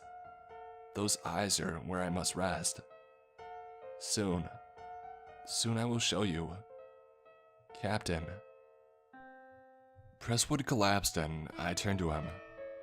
He had only time to point behind me before thick, chunky bile vomited from his mouth onto my chest. His body seized into terrifying spasms as he choked on the blood drowning him from the inside. Soon enough, he was still. I looked behind me and beheld the men standing at the cavern entrance. Silhouetted by darkness and an unsettling red glow, their shapes had shifted. No longer men, no longer anything human. The light from an unseen moon caught the slimy sheen of water covering their transformed skin. They were hunched, animalistic, breathing as if underwater. Captain, come outside. Come to the water. The voices, all of them blended like slurry, viscous and suffocating. They spoke not in words but in globs. She waits for you in the darkness of the seas, Captain. I stood and I spat my words at them. Then show me, cowards. Have her come and speak these words to me. A slithering, sickened noise as they skulked away. No answer for my challenge. I thought that my torture had ended, but no, there was yet one more horror to whisper sweet songs to me. The lilting, sinewy voice that rose was not distended and aggrieved as the others, but was as beautiful as sunlight. It was hers. Oh, my love, my terrible beauty. I pulled myself to the mouth of the cavern and I looked into the eternal rain and night. I could not see her. I could not see anything. But the song was her. I recognized it. I remembered it. I called out to her. I called, Larissa, please come home to me. I would spend 1,000 years in that inky blackness if it meant I could hold her again. To touch her soft lips with mine. To listen as she spoke to me with her voice as melody. But I knew to find her again, I must venture forth. I must leave this place, this frozen comfort, and let the waves take me. With this, I must sleep. I must have one more night of rest to know what I must do. They have all gone. There is no sun or sky. There is nothing but this place.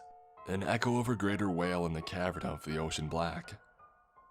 But I see now with truer eyes than ever before. Would though I succumb to my misery, to my desire to end this torture, then all I need to do is follow the lead of the burned corpse that held the paper bearing my words. Yet I am compelled elsewhere. If I were to do so, to damn myself to oblivion, then Larissa would never be mine again. I heard her song and words in the waves and under the screams as the others became those beasts that I thought were monsters. The men are not gone, and nor shall I be. I can wait. I can imbue the words of this document with purpose and understanding for all who witness it. Because to escape this place, one must come in my stead. And to know who I am, others must read these words, in the same way that I read the words from the accursed book that was gifted to Her Majesty. The same words that drew us here. By understanding them, they also understood me. For a man needn't venture into the seas to explore with his curiosity. He need only seek with his mind, and the strange mutterings in the dark will find him all by themselves, as they found me. I would write the last of these words and place them in the ship to set adrift. The one who finds them, compelled to seek out the finality of my story, will know me, and I will know them. There cease the words. I see no more the man I was in the mirror. This face will do for now. This place is strange with glowing windows of text and color. All who read these words are as I was, as this body was, but they shall slumber in the black eyes of the deep as I once did. But I am now awoken. I can hear the beat of your heart, the thrum of it in your ears. Your breath quickens, your pulse louder and faster. By knowing the words that I have written, you have invited us into your mind. We know you now. We can hear you. We can see you. You shall know us all soon. Wait. Listen. For the sound of the ocean. And when you hear it, you shall be with us.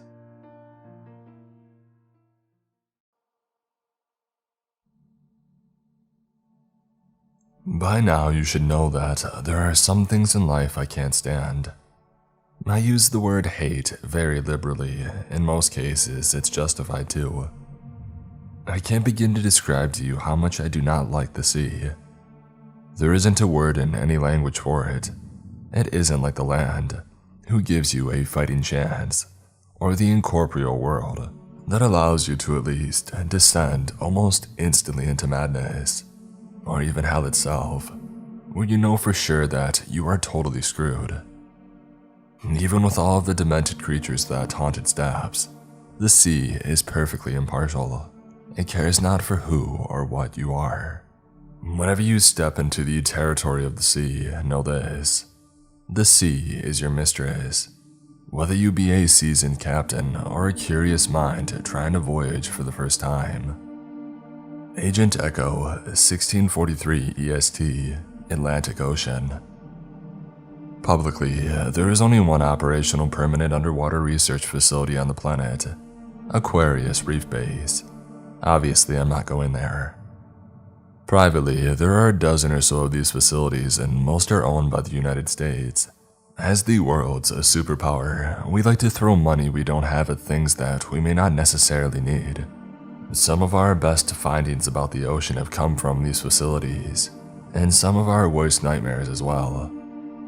This wouldn't be much of a story if I were dealing with the former, right? Sometimes my job really sucks. Give me haunted houses, forests, demons, what have you. But I'm a land-based girl through and through. The PSV, the platform supply vessel that I was on, bucked and heaved in the swells of the Atlantic. The sun was still out, but the sky was a dingy gray, completely overcast and making the normally bluish ocean water a dark, opaque color. Whitecaps broke against the side of the ship, sending sea spray over the railing and onto the deck, making everything slippery even with the anti-skid paint coating that it had on it. To say I don't have my sea legs is an understatement. I suck at sea. I clung to the railing on the starboard bow, leaning my head over and waiting for the next dry heave. I'd already chucked on my guts earlier in the trip, and I'd already maxed out my allowable doses of Dramamine. I sure as heck looked terrible. The crew's earlier laughter at my seasickness had faded to one of concern, with a random crewman wandering up to give me a bottle of water to replenish my fluids. They probably had it on a duty cycle at this point. Hey, whose turn is it to give Echo water? I managed to get my nausea under control for the time being and flipped myself around to lean against the railing, eyes lifting so I could survey the ship itself. The PSV Lennox looked like a civilian vessel for the most part. Close to 100 meters in length, the hull was a solid black, with the accommodation, pretty much the living space of a ship, painted a contrasting white. The accommodation sat mostly on the foredeck of the ship close to the front, making a small forecastle while maximizing room on the foredeck and the poop deck for supplies and room for research. Underneath the skin, the PSV was certainly not civilian. What, you thought the US Navy only had big gray ships emblazoned with their logo? Come on now. Even the Navy has some secret squirrel stuff. The Lennox was better equipped than many destroyers as far as tech went. That was the whole deal of this operation. DARPA isn't the only defense research component of the United States, and I wasn't the only agency represented. The ship-wide intercom sounded out over the waves. "All agency personnel report to the briefing room," the message repeated, and I peeled myself off the railing to stagger inside. The briefing room was a decent size, with a projector screen on the back wall that took up much of the surface. The projector itself was hanging from the ceiling, and it hummed softly as it awaited use. A large desk in the shape of a steep oval with the ends cut off sat central, with multiple plush swivel chairs surrounding it. I wasn't the first to enter, nor was I the last. Like everyone else, my ID card sat in a holder attached to a lanyard around my neck, one that the boss had made up for me last minute since my agency didn't use a common access card like the rest of the DoD. I sat in the middle on the right side, taking up little space and flanked by members of other agencies. The room was filled with muted conversation, people who knew each other obviously. I stayed silent. All in all, I saw suits mostly, with two men in OCP uniforms standing against the back wall, uniform sanitized. It's easy to pick out Tier 1 guys in uniform. They hate wearing them for the most part. A man stood up at the front wearing a US Navy uniform, but also without insignia or name. He was tall with short-cropped, salt-and-pepper hair and a weathered but still handsome face. Green eyes peeked out from a constantly darkened brow, the kind that didn't exactly care for BS. I liked him already. "Take your seats, ladies and gentlemen." His gravel-infused voice brought the room to a quiet standstill. "My name is Captain Jensen. Let's get this started." The lights dimmed, allowing the projector to show up against the screen. "We will be arriving on station in approximately 1 hour. Backstory, as much as I can tell you, is that one of our subsurface Atlantic research stations had started sending strange messages through encrypted channels. Our replies to these messages have been disregarded, with no true sitrep regarding the status of the experiments or the personnel within.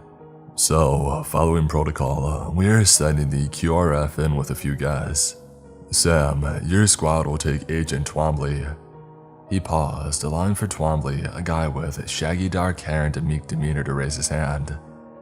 "You're a resident IT guy, and to move through Airlock Alpha once we dock. From there, sweep through the living quarters and up to the admin offices. If everything looks fine and personnel are accounted for, then start ascertaining the source of these strange transmissions." Sam, one of the OCP-clad men, a short man with long brown hair and a thick beard, nodded slowly. Jensen continued. "Neem, your squad will take Agent Echo." He looked at me as I raised my hand, cocking a brow to say, "Really?" and then continued. "Through Airlock Bravo. Move through the research lab into the subdock. While Sam and his guys check on the people, you'll be seeing if the lab and everything in it are kosher. Either way, make contact with the head researcher, Dr. Alyssa Lind. If there is anything wrong, she can tell you what is happening." He paused and scanned the room. "Questions?" "No, dismissed. Neem, Agent Echo, stand fast."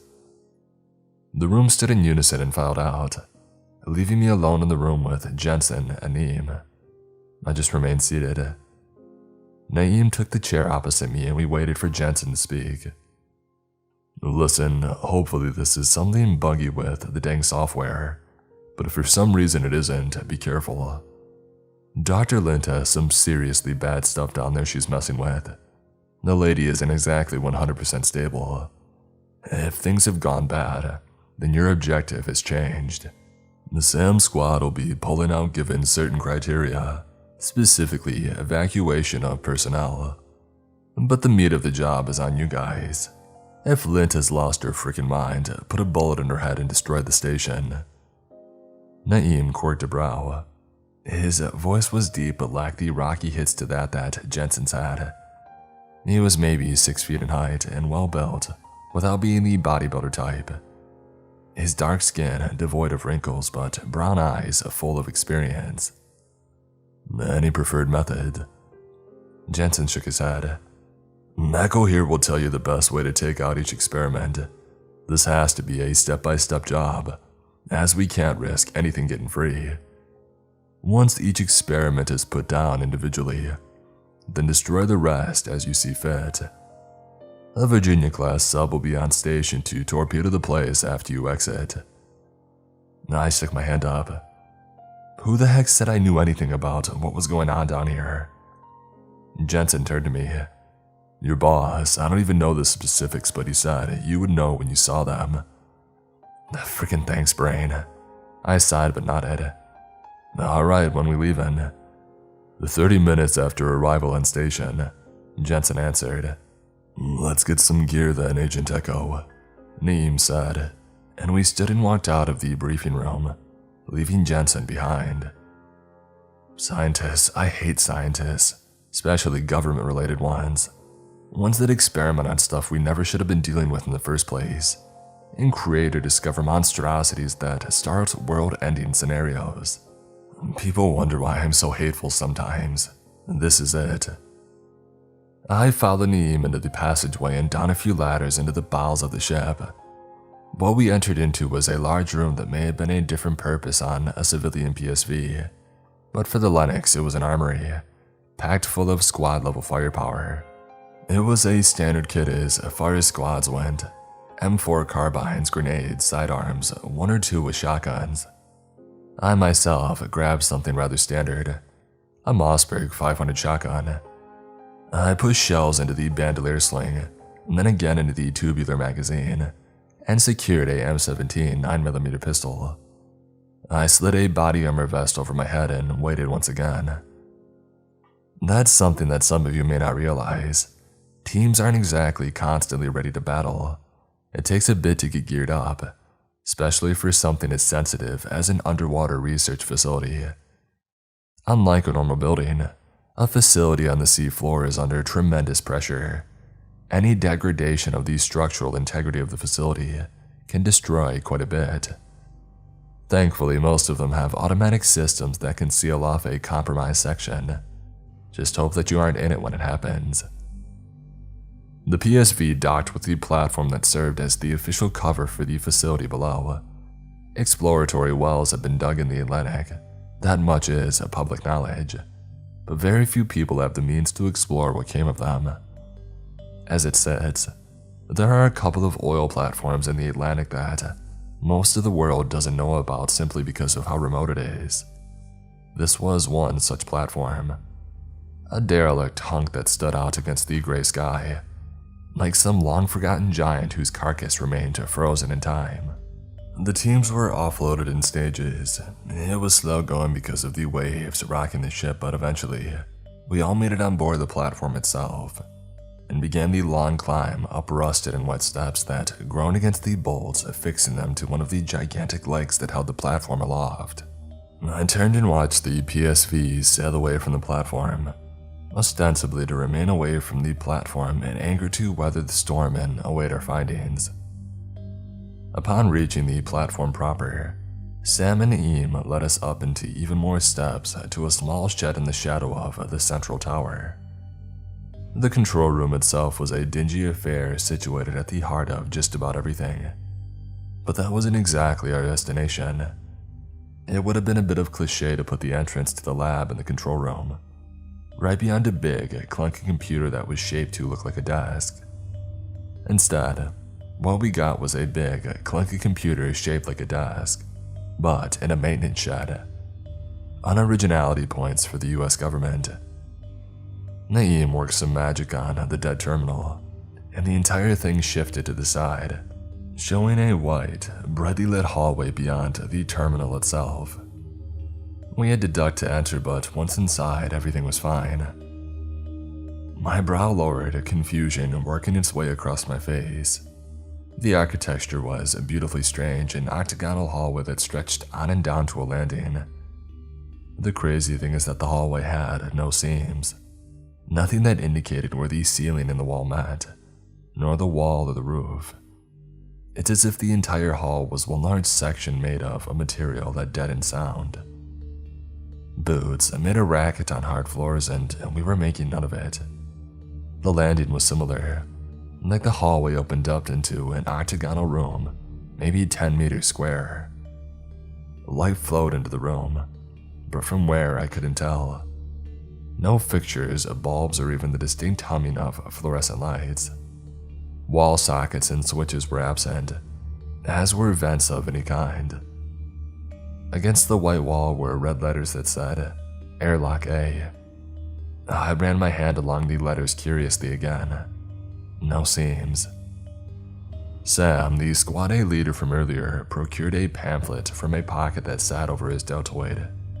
He read it, and then placed his free hand over the A on the wall, and moved it over in small, steady increments. After moving about 6 feet away from the door, a square flashed underneath his hand, a soft green light that pulsed between exact periods of bright and dim. After a few seconds, a tall doorway seam appeared to his left, and without a sound, the door slid to the side and disappeared. Airlock A was open. With me, see y'all on the flip.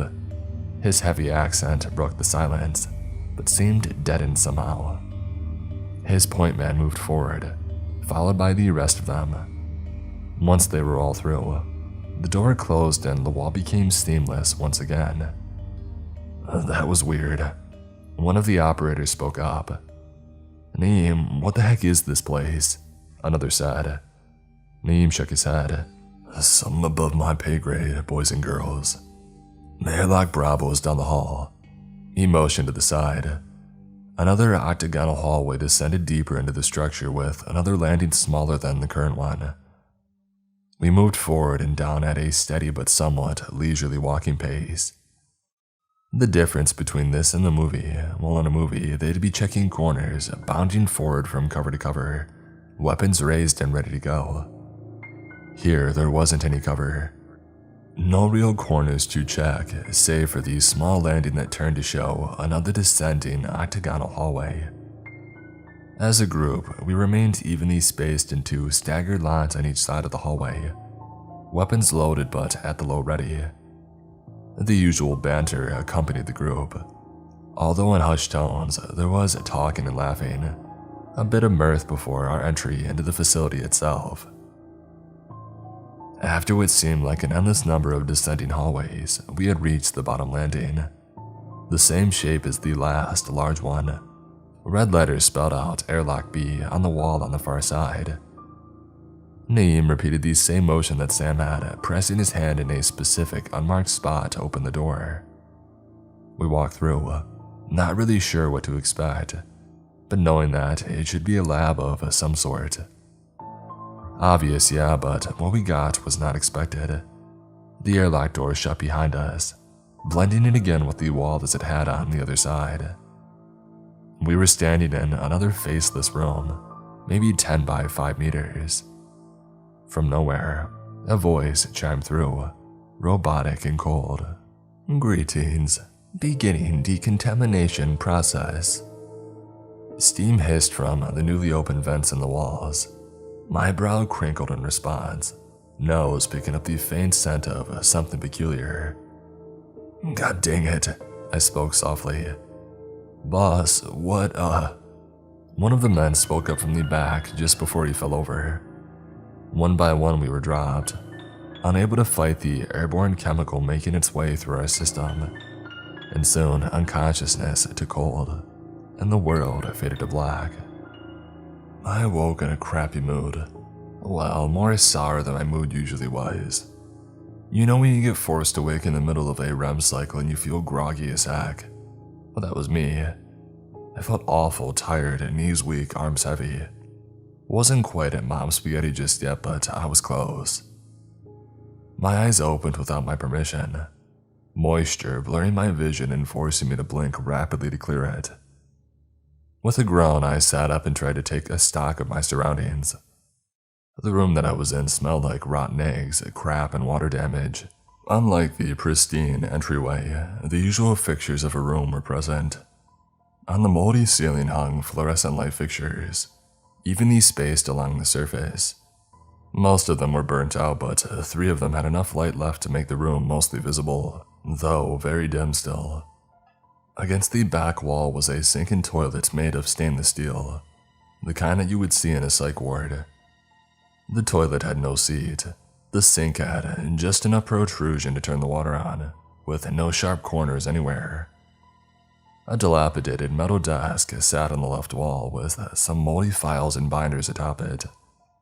Opposite this was a steel cabinet that was shut tight. The rest of the room was filled with beds, all bolted to the floor and in varying states of disrepair.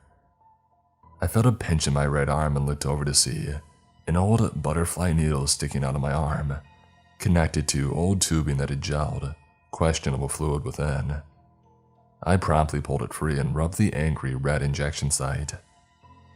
In the room with me was Naeem and 3 of his guys. Naeem was sitting on the edge of his bed, rubbing his temple to take the drowsiness away. He was wearing his OCP uniform just like the others were, but something was different. I looked down at myself, noticing that my armor, vest, and weapons were gone, as were my cell phone, badge, and anything else. Same went for Naeem and his guys.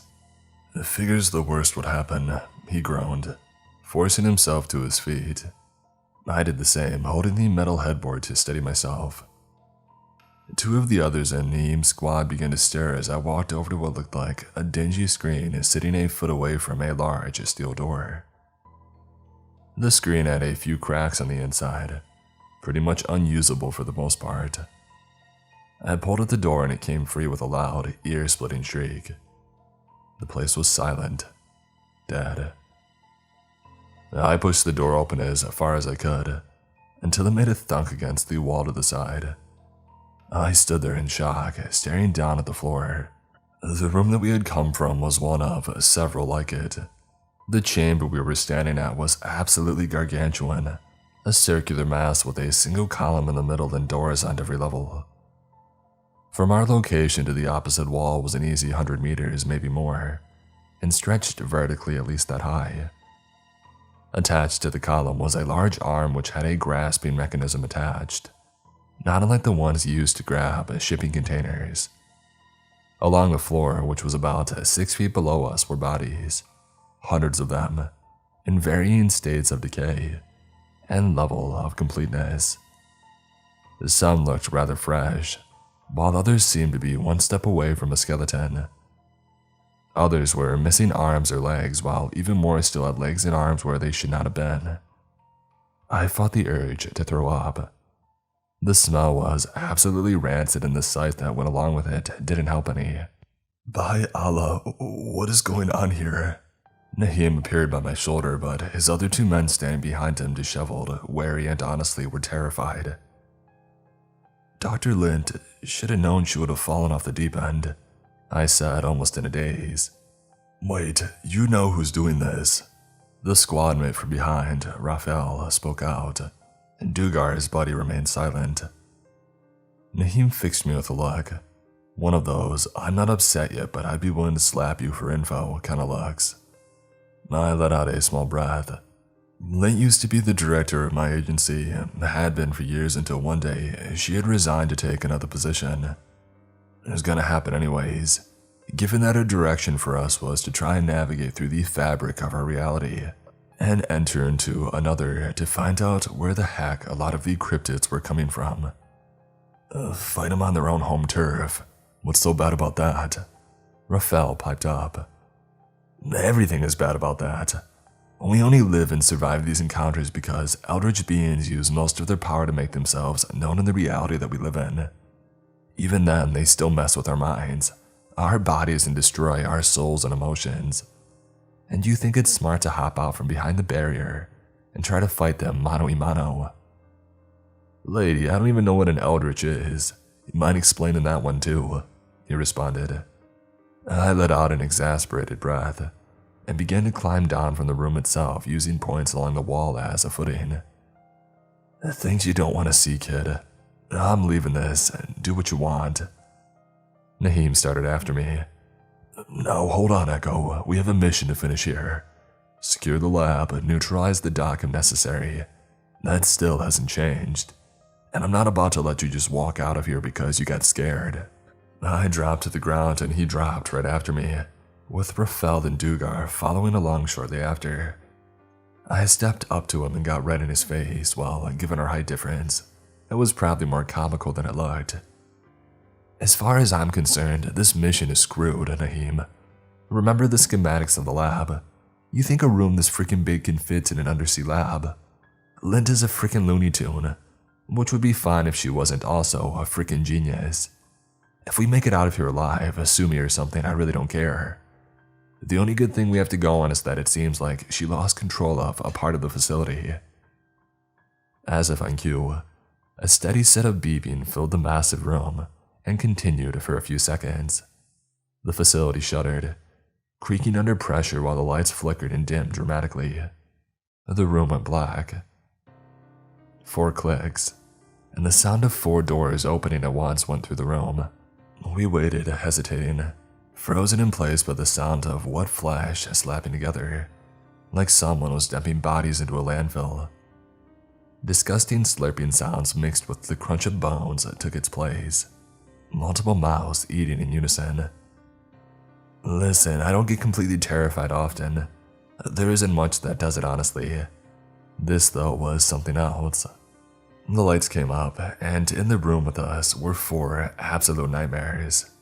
They looked like gigantic caterpillars, mottled tan and black skin stretching across fat 2 bodies, splitting and bleeding in many places as they lumbered along. Hands sprouted from their bodies, all different colors and sizes, grasping and pulling the creatures along the floor. Human hair of different colors surrounded mouths that constantly bit, containing teeth that were cracked and bleeding under the pressure. As they passed close enough to a body, the mouse would take a bite. In the center was the main office, a mouth 3 times as large as the others. Multiple rows of flat, human-like teeth filled the abnormally wide opening like rings on a tree. It reached another body, and the hands grabbed it up, pulling and tearing the corpse limb from limb. The smaller mouse feasted on the appendages, while the main bit down in even bits on the torso, blood and viscera spilling down it like a waterfall. The crunch that came from it each time it chewed on the torso will never leave my mind. Naeem, to his credit, pushed his nausea down.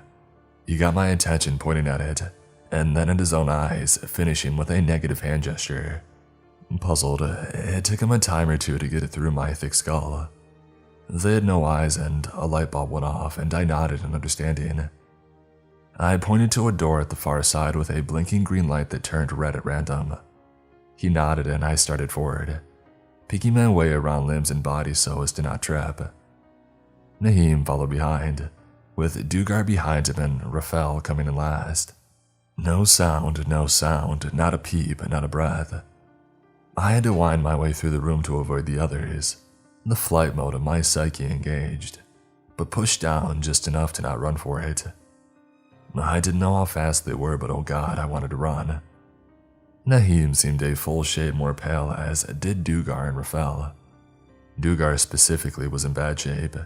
He was more seasoned than Rafael, but some people just have natural bad constitutions, and Dugar was one of them.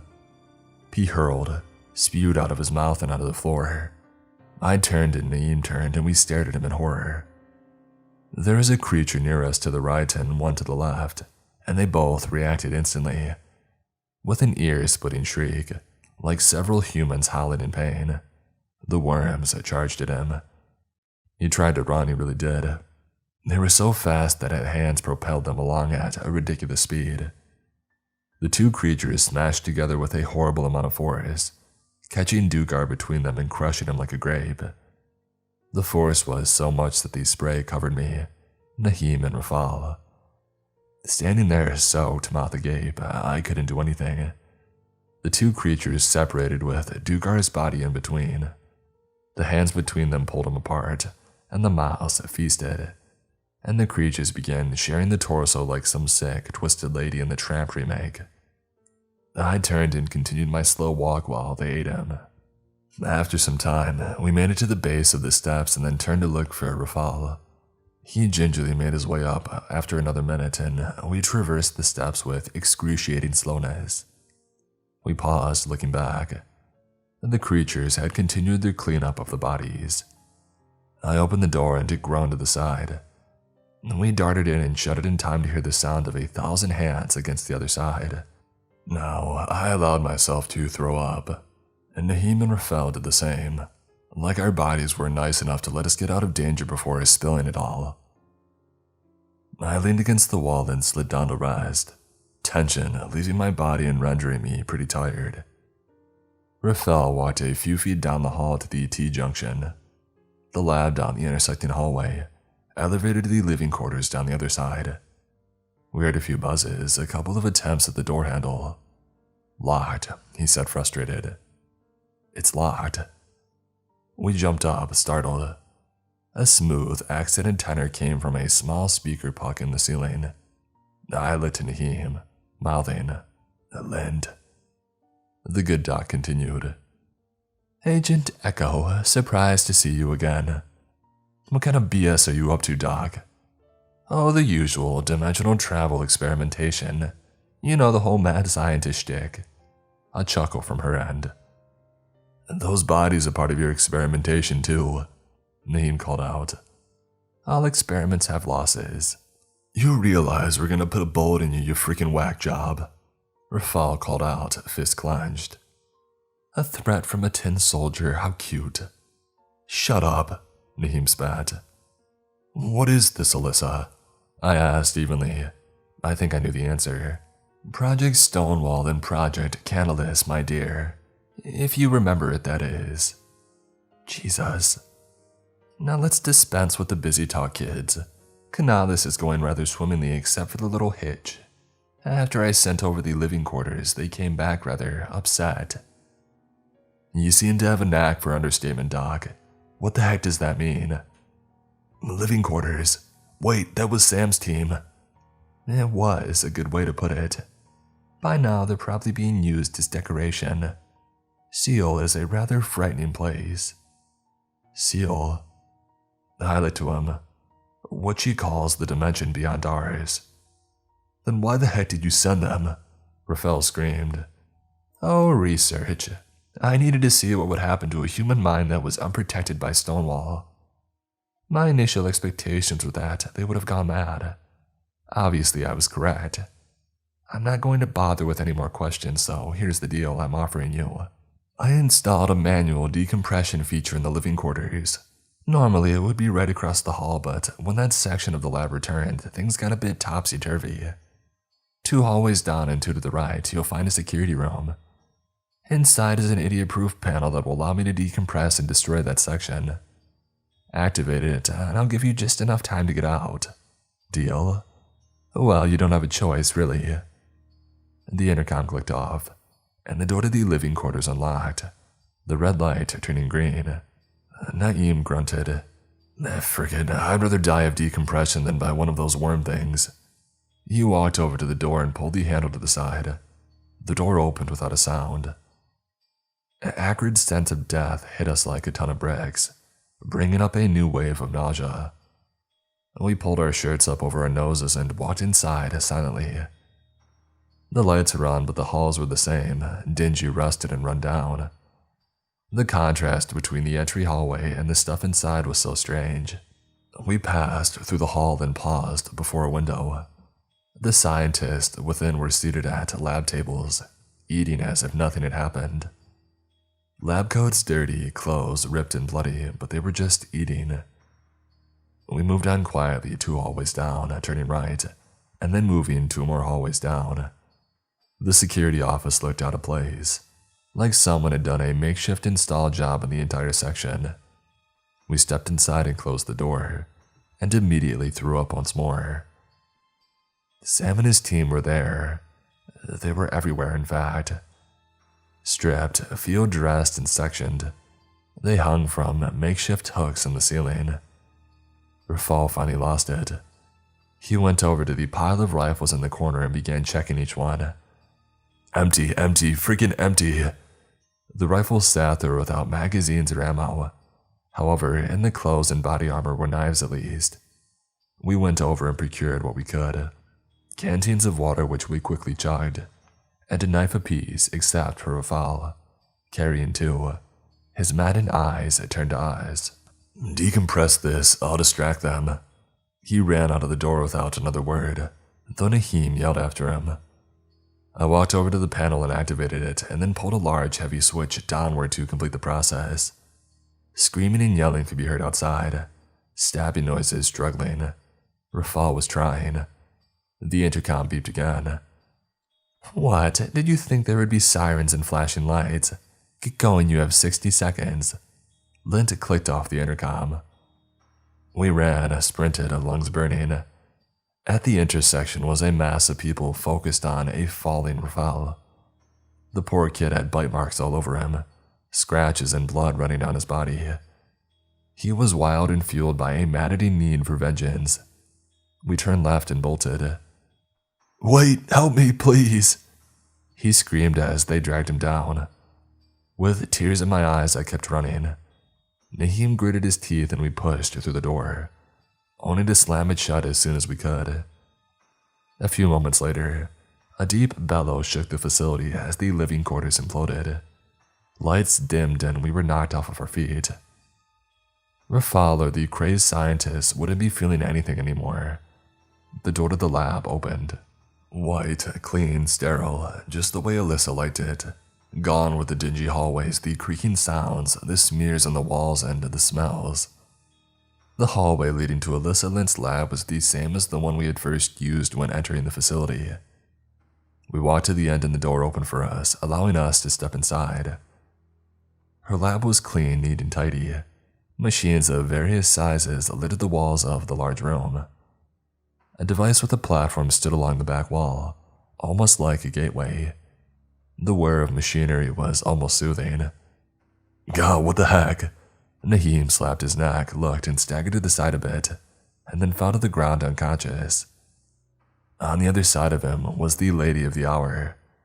She looked no older than the last time that I saw her, which was about 6 years ago. The knife in my hand dropped when I saw her pointing a pistol at me. In her other hand was a needle she had used to knock Naheem out. The doc was a slight woman, maybe a hair taller than me. She was one of those scientist types that wouldn't eat for days just so they wouldn't interrupt their own work. Certainly not in the greatest of shape, but then again she looked pretty good for a mid-50s woman. Small, button nose sat between and below a sharp set of brown eyes that were so dark, one could be faulted for thinking that they were black. Black hair was pulled back into a tight, professional bun. Part Indian and part British, her genius was only matched by her overall instability. Seems like my tin soldier didn't make it. Oh well, this one will do. Consider it professional courtesy that it wasn't you I chose, Echo. Chosen for what, Doc? What is happening? Project Stonewall, my dear. Seal is not a place the human mind or body can traverse, so I have to make it stronger. Unfortunately, setting the living quarters tripped the emergency protocol. Oh well, it gave me a fresh subject. Step back, please, into that glass door there. Or what? You'll shoot me. Come on, dog. But then a bang of the gun. Searing hot pain shot through my leg. The doctor had pulled the trigger and sent a 9mm slug into my thigh, dropping me to the ground with a scream of complete pain. I don't care how tough you think you are, getting shot frickin' sucks. What the heck? Shut up, Echo. I told you that condescending attitude of yours would get you killed one day. "A last chance, girl. Go." Pushing myself out of my butt, I scooted backwards, trailing blood on the floor until I entered the small circular glass tube that she had told me to. Looking to the side, I saw buttons. An elevator. I shot her a confused look. She hit a button and the glass slide closed. "No Deus Ex Machina for you today, Echo. You lost your living quarters and you're on the bottom of the ocean. What the heck do you think you're going to do?" "Oh, you mean that submarine part outside my door? I have that under control." "What?" I laughed. "Please enlighten me," I said as I tore a piece of my shirt off to stuff into the bullet hole. "Oh, Echo." She took a tablet from the wall and crouched down in front of the partition and pressed it up against the glass for me to see. "When did you ever think I wasn't in control?" I stared, horrified. The living quarters appeared on screen in one corner, the body room in another, the room that we woke up in. The walls turned to white, moving, changing to mimic the inside of the lab, pristine and flawless. The disgusting caterpillar creatures looked at the screen and made their way back to their enclosures, and the scientists that had torn were fall apart. They stood calm, still alive, not decompressed. She had used us to stall for time and gain a test subject in return, one not tainted. The elevator that I was in moved upwards, and all I could do was stare at the doctor until she went out of sight. The elevator gained speed, moving faster and faster until it hit the open water. An orange flotation device bloomed from the opaque top, slowly guiding me upwards. I looked down to the lab. It was fully intact. A light bloomed in the middle and grew bigger and bigger until it swallowed the lab, and half of the submarine that was ready to evac and fire on it. After the light receded, the lab was gone, along with half of the submarine. Crap.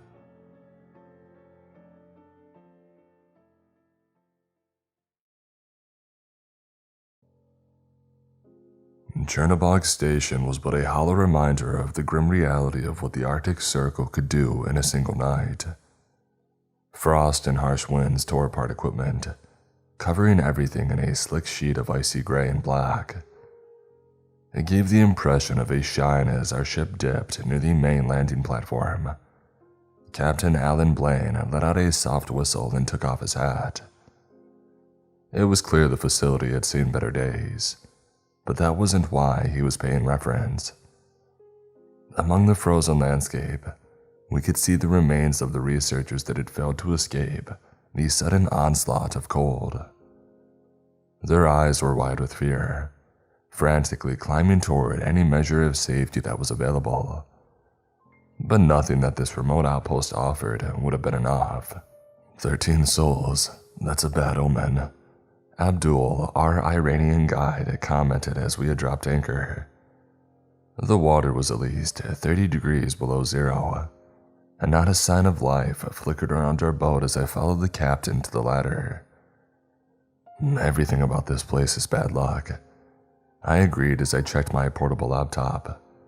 The signal was gone, and not even my normal apps could function in this awful environment. Best leave that here. No amount of mathematics will be able to help you for what they have uncovered. That was Chief Science Officer Seneca Castine, a Croatian that claimed to have been a survivor of the previous Arctic megastorm. He was the one that said there would be no way the crew here had survived when we had discovered that they were radio silent for nearly 3 years. Or rather, when we had learned that this place even exists. How long do you think their dark winter lasted? I whispered as we climbed. And despite the heavy gear that we wore, it seemed that each step we made caused sharp cold pains to shoot through my body. A dreadful reminder of the impossible climate I would be working in. Most likely only a few hours if they were lucky. But it goes without saying that despite the evidence of imminent death, these fine men and women did us all a service by sending out that SOS, Seneca commented. Do we happen to know why it took so long for the Arctic outpost to get the information? Blaine had asked. We were stepping now into what looked like a helipad of some kind, with a massive drill attached that was pointed toward the iceberg that they had been excavating. From this angle, I couldn't see anything that made the chunk of ice any different than the hundreds of others that darted up from the frigid sea. But clearly, the researchers here felt the discovery had been worth keeping their entire operation hidden from everyone on the planet. To answer Blaine's question, Seneca was scanning the area for electromagnetic activity, and his equipment was already at extremely high levels. Even with all of the protective equipment that we were wearing, the spiking meter made me uneasy. All of the activity here is off the charts. It's likely kept any sort of communication from transmitting until there was a soft spot, the Croatian explained. The final member of our team, a geologist named Edward Kant, arrived in the rear with all the necessary tools to take samples of the ice. Walk us through precisely what happened, Kant told Seneca. The older man gestured for us to follow him to the south side of the station, where the command and observation center were located. At precisely 1300 hours on November 4th, a Category 5 megastorm capable of producing winds up to 140 miles per hour was recorded to emerge from this location. There were no factors to indicate that the storm was on the horizon. No meteorological data to provide us with a reason to believe this island was in any danger. Of course, all of this is somewhat speculative as the operation was hidden from satellite imagery until after the storm hit.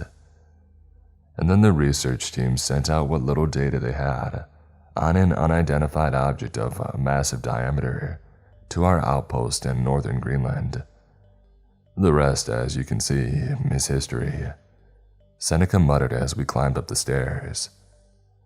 All of this was filed with the United Nations and Dr. Parker, our head of operations. Did you not read the file? He asked. Kant looked a bit flushed, not wanting to admit that he hadn't. Instead, he focused on the iceberg and said, I've never actually seen a glacial mass of this size. We should begin taking down all measurements and determine precisely where they stopped their excavation, Blaine had commented.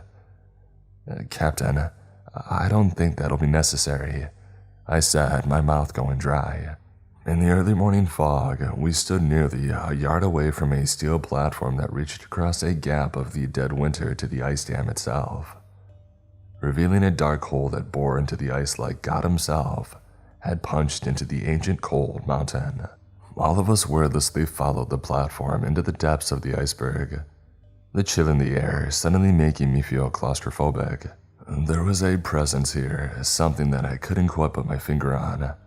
I realized as we climbed down the rope ladder to a clearing below. I was the first to arrive, my eyes fixed on the form of a completely crystallized woman standing near to where the drill had stopped moving. The massive vehicle itself was actually small in comparison to the object that had appeared from beneath the wintry rock. It was clear and polished, as wide as Lake Michigan and as dark as the starry sky. Not a crack or blemish broke apart the shimmering surface, but around the edges I saw what looked like beveled contours that were made of stones from what looked like every corner of the earth. Perhaps most striking about the object was what I saw within. Reflections of myself, the other scientists, and the iceberg. A mirror image of our surroundings save for one detail. The iceberg itself was carved as though part of a larger city, one made not of human hands. The buildings were as clear as glass, infinitely stretching beyond what I could see toward a shadowy beach that spanned what should have been the reflection of the gaping hole above. And amid the chaotic city of up and down, strange creatures that I could hardly fathom coursed back and forth near to the edge of the mirror. What in the heck is this? Ken asked, his voice hardly a whisper in the chasm. He took a tentative step closer to the massive looking glass, his breath catching in his throat as his own reflective image caught his eye. It was then I realized that his mere self was acting on its own accord, marching toward Ken as if they knew each other. At the same moment, the geologist came to a complete stop, his face paler than the iceberg itself. I can't move, he cried out frantically. I turned toward him, wondering if the shock of the mirror was causing him to panic. But instead, I saw his lower body was turning to crystal in the same way as the woman that was to my left. In a flash of light, Kant screamed out and the strange, limpid material covered his entire body, paralyzing him. "Get away from it! Everyone retreat!" I shouted. Seneca was the only one that hesitated. He was fishing for a camera to take a few candid images of our find, not even remotely concerned about capturing the horror of what was occurring around us. Grabbing his arm, Abdul chastised him, and we did not need any more prompting to obey and escape. As we hurried to the frozen tundra outside, Captain Blaine tried to get a grasp on what we had just discovered. "I think I understand now why this facility was removed from satellites," he said, holding his hand next to his heart. "It shouldn't be possible, that thing. It's not of this earth, is it?" Seneca asked. "We have a legend of a world that is laid out across a flat, smooth surface. A mighty king created an underground sanctum to hide from a terrible winter that reshaped the world. They crossed over into another world to remain hidden, and there they became gods," Abdul said. His eyes were mystified by what we had seen, and I wondered how much of his story could be true. "The Mir should be worshipped and revered for it has powers beyond imagination," he added. I thought back to what we had learned about the weather and how suddenly it had hit the base. That wall of ice came down with a single impact of the drill, revealing the Mir. When the team saw the object, it must have been what altered the climate of this area, I reasoned. It completely changed the structure of this entire region, Alan realized. I could see the gears in his head turning as the air around us grew stiff. "We need to lock down this entire island, maintain the satellite blackout. No one should be allowed near that mirror. Contact our allies. We need more drills here from every military force that are available to donate their men for a full excavation. We need to dig this up as soon as possible," he decided. "You must be joking. Did you just see what happened to Kant? As soon as his reflection saw him, he was frozen in place. We would be risking too many lives if we attempted to move it," I argued. "And it's that sort of power that we need," Blaine insisted. When the words fell dead in the air, I realized immediately what had prompted his sense of urgency. This was no longer a scientific endeavor, but a military struggle. Whoever held the Mir would likely be able to declare itself the next world power, I realized as I nodded reluctantly. "I can gather a team, but I can't make any promises," I told him. My mind raced as we left the outpost, the sea below becoming tumultuous as if nature itself could sense the dark plans that had begun. As we climbed aboard, I took a look at the massive ice sheet again, trying to imagine how much of the pallid stone the Mir had encompassed. "We don't need just drills. We need weapons," I told the captain.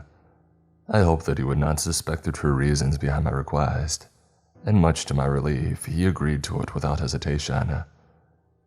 I kept my head down as our ship struggled to push away from the forsaken island, my brain working double time to decide how many explosives it would take to sink the iceberg to the bottom of the Siberian Sea. Little did I realize the nightmares that I would be unleashing. We did not return to Chernobog until the warm season came, our team tripling in size to fulfill the military's desire to procure the gigantic Mir.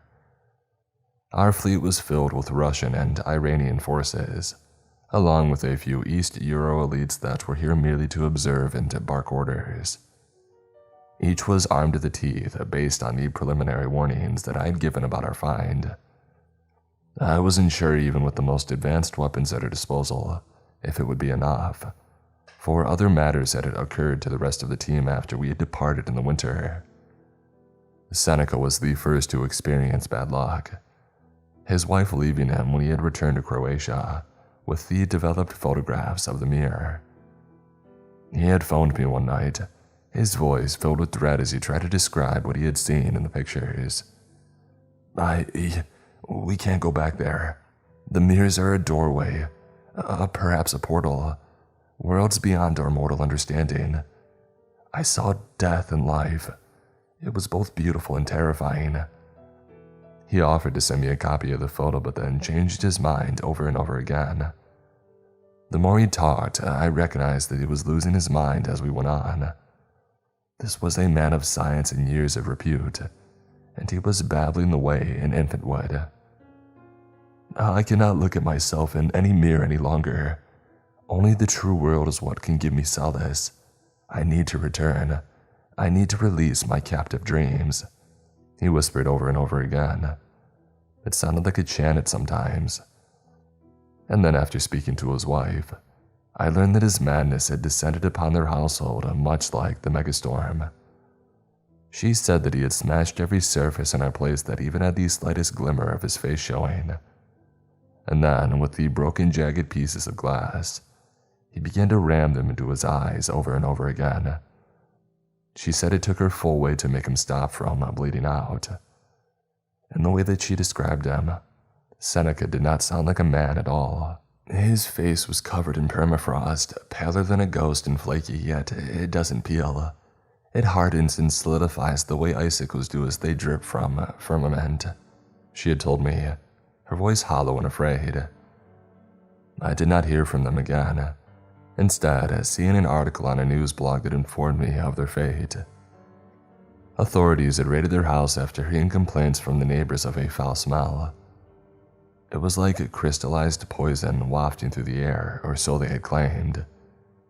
And within, they found both the dead body of his wife and the shattered remains of what some described as a statue of a man that was completely glass. Yet I knew this had to be the result of what the mirror had done to poor Seneca. Captain Blaine was next. He said that he was haunted by the images of the mirror in his dreams.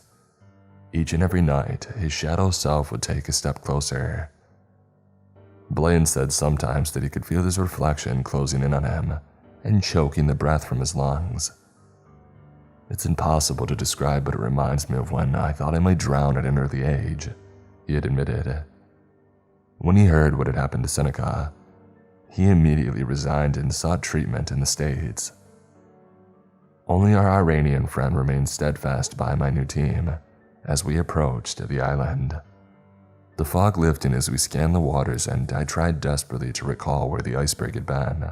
You're certain the coordinates are correct? The lead researcher had asked. Parker was her name, and she had a steely gaze that told me disappointing her would cost more than just my career. We scoured the waters for the next few days, our men growing anxious and frustrated as none of the advanced equipment would provide even a hint of where the iceberg had disappeared to. This shouldn't be possible. We have traversed these waters for nearly a week now, one of the captains said as our resources became scanned. We tried using satellites but only received more blurry images. The island seemed to constantly be on the move. Abdul had a suggestion, but it didn't seem practical from a scientific perspective. The wards of this gate are protecting it fiercely. If we wish to find it again, a sacrifice must be made. When the king sealed it away, a pact with the other world was made. This is what our scriptures teach, he told Parker. He wasn't merely talking about loss of resources. He meant a human ritual. We'll take that under consideration, she promised.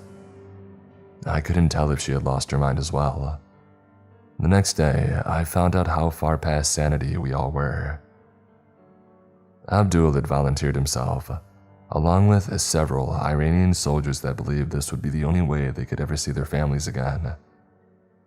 The sea has turned against us, the same way the storm destroyed the others.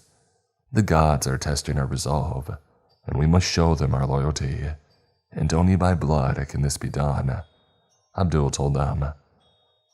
He managed to block off the entire south deck of the ship that we were on, as the air itself went still into the eerie northern sea. We have to stop them, I told the captains as some of the soldiers blocked off stairwells and shot anybody who came close. Parker crossed her arms and cocked her head as she observed the ritual. We shouldn't be hesitant to embrace unknown concepts, gentlemen. This may in fact be our salvation, she told us. Blood was streaking across the entire deck of the ship by midnight. And then, as I tried to get the captains to sail back toward the eastern shores of Siberia, strange auroras rippled across the sky. Colors that I recognized at first and then morphed into strange, unrecognizable pigments that made my head hurt. All of our equipment went dead and the power shut off, completely darkening the already foreboding sea. The cascading rainbow of strange and abstract colors became like a raging river, constantly fluctuating back and forth over the sea as we had watched in awe. Then the entire sky seemed to split apart. Waters rose from either side of the boats, our massive warships being tossed about as though they were mere toys. The waters were pushing toward the vortex that had formed in the sea, pulling our ships forward into a whirlpool of roaring thunder and iridescent lighting. "The entire ocean is falling into that pit," the men shrieked as we all hurried to the inner hull. Our ship rumbled and shook, threatening to tear apart as we began to tip toward the waterfall.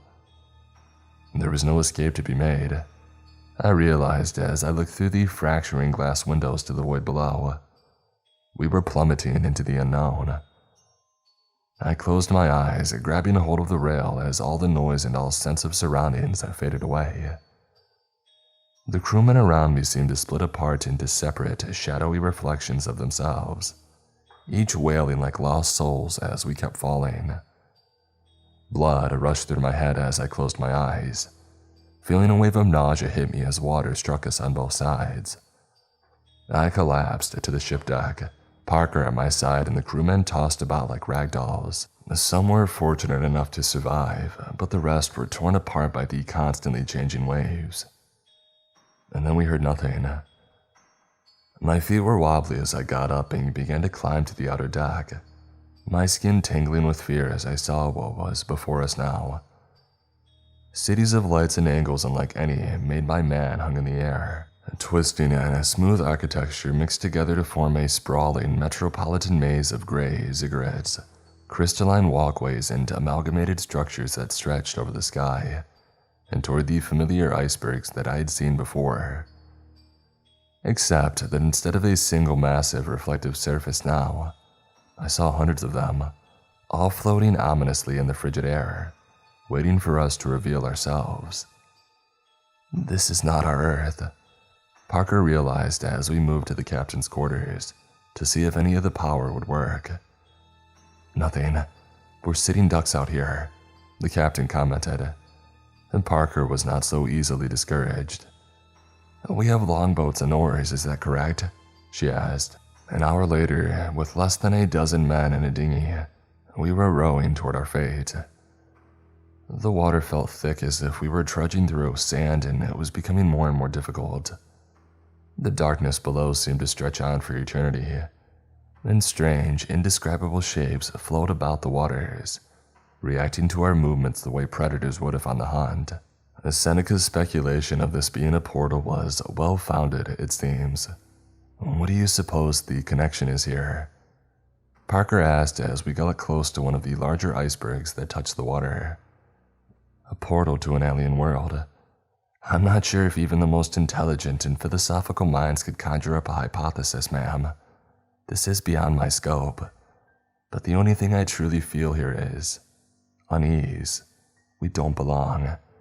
And there's an invisible force that seems to be growing heavier with each breath that we make. You may be right, but it is also enticing. We are likely bait for a power that is beyond the reality we have comprehended our entire evolution. We are reshaping history, so let us not balk now, she decided. The row came to a halt on the western side of the pillar of ice, strange carved stairs revealing themselves to lead to the mirror's edge. Someone's been down this path already. I see footprints, one of the soldiers warned. We kept our wits about us as we went forward. Not even our voices sounded like humans anymore as we reached the mirror itself. I couldn't help but to notice that Kant was still in the same place where we had left him, except now he was merged with the woman that we had discovered the first time coming to this Arctic wasteland. The two of them seemed to be tearfully begging us to not go further. And beyond the mirror surface, I saw those same abstract forms wailing. "We need to reach the other side, determine how the portal works," Parker said as she ordered her soldiers to lay down landmines. "Without the proper drills, this will be the only way to remove the mirror safely. Make sure they aren't too close to the mirror, it could damage the specimen," she added. I peered toward the crystallized inhuman form of Kant, looking at the woman's face closer. A dark realization dawned on me. "We need to leave this place. This is not a suggestion. This is a prophecy that we are fulfilling, an evil that is being awakened," I told her as I pointed toward the victims of the mirror. The woman wore Parker's face, and here in this strange history, she had already been fated to be trapped forever. "Don't you see that we need to turn back now?" I told her. Parker was seemingly unfazed by the revelation, instead ordering the others to begin blasting as she sought cover. I was one of the few that remained close to the mirror to observe. One by one, the explosives went off, rocketing all across the surface of the ice in the mirror. I didn't know what to expect, but the end result was more frightening than I could have ever anticipated. The glass reflections of ourselves shrieked louder than a rumbling quake, and long dark tendrils of crystal snakes out from the mirror's surface as sharp as glass, ripping through these soldiers as lightning bolts. They were consumed and dragged into the widening maw of the mirror, like morsels for a lumbering beast. The mouth of the mirror showed me the familiar platform of the Chernobog outpost, and I shouted for Parker to run toward it. A final blast rocketed me toward the opening void, and I felt the shards of the jagged mirror closing on my leg as I fell through. I awoke on a medical ship, time itself slipping away as I faded in and out of recovery. The madness of the mirror echoed in my memories. My rescuers were part of the East Euro agencies that had chosen to wait behind the Arctic Circle, and they found me lingering in the water alone, clinging to life. We couldn't find any of the other vessels or any other survivors. The entire island vanished before our eyes. A flash of light and then it merged into the sea, as if watching a massive gateway close, the soldiers told me. Given what I had seen on the other side, I believed them. I filed a report, recommending the entire area remain closed off to all vessels for the foreseeable future, and resigned from my position not long after that. The excavation is ended, and the remains of the strange mirror are nowhere to be found in the search parties that have been authorized. Of course, I can but only speculate as none of them have returned either. The ocean seems to swallow all that enters the zone, and perhaps, as gruesome as it may be, it is better that way than finding what else the mirrors hold for our world.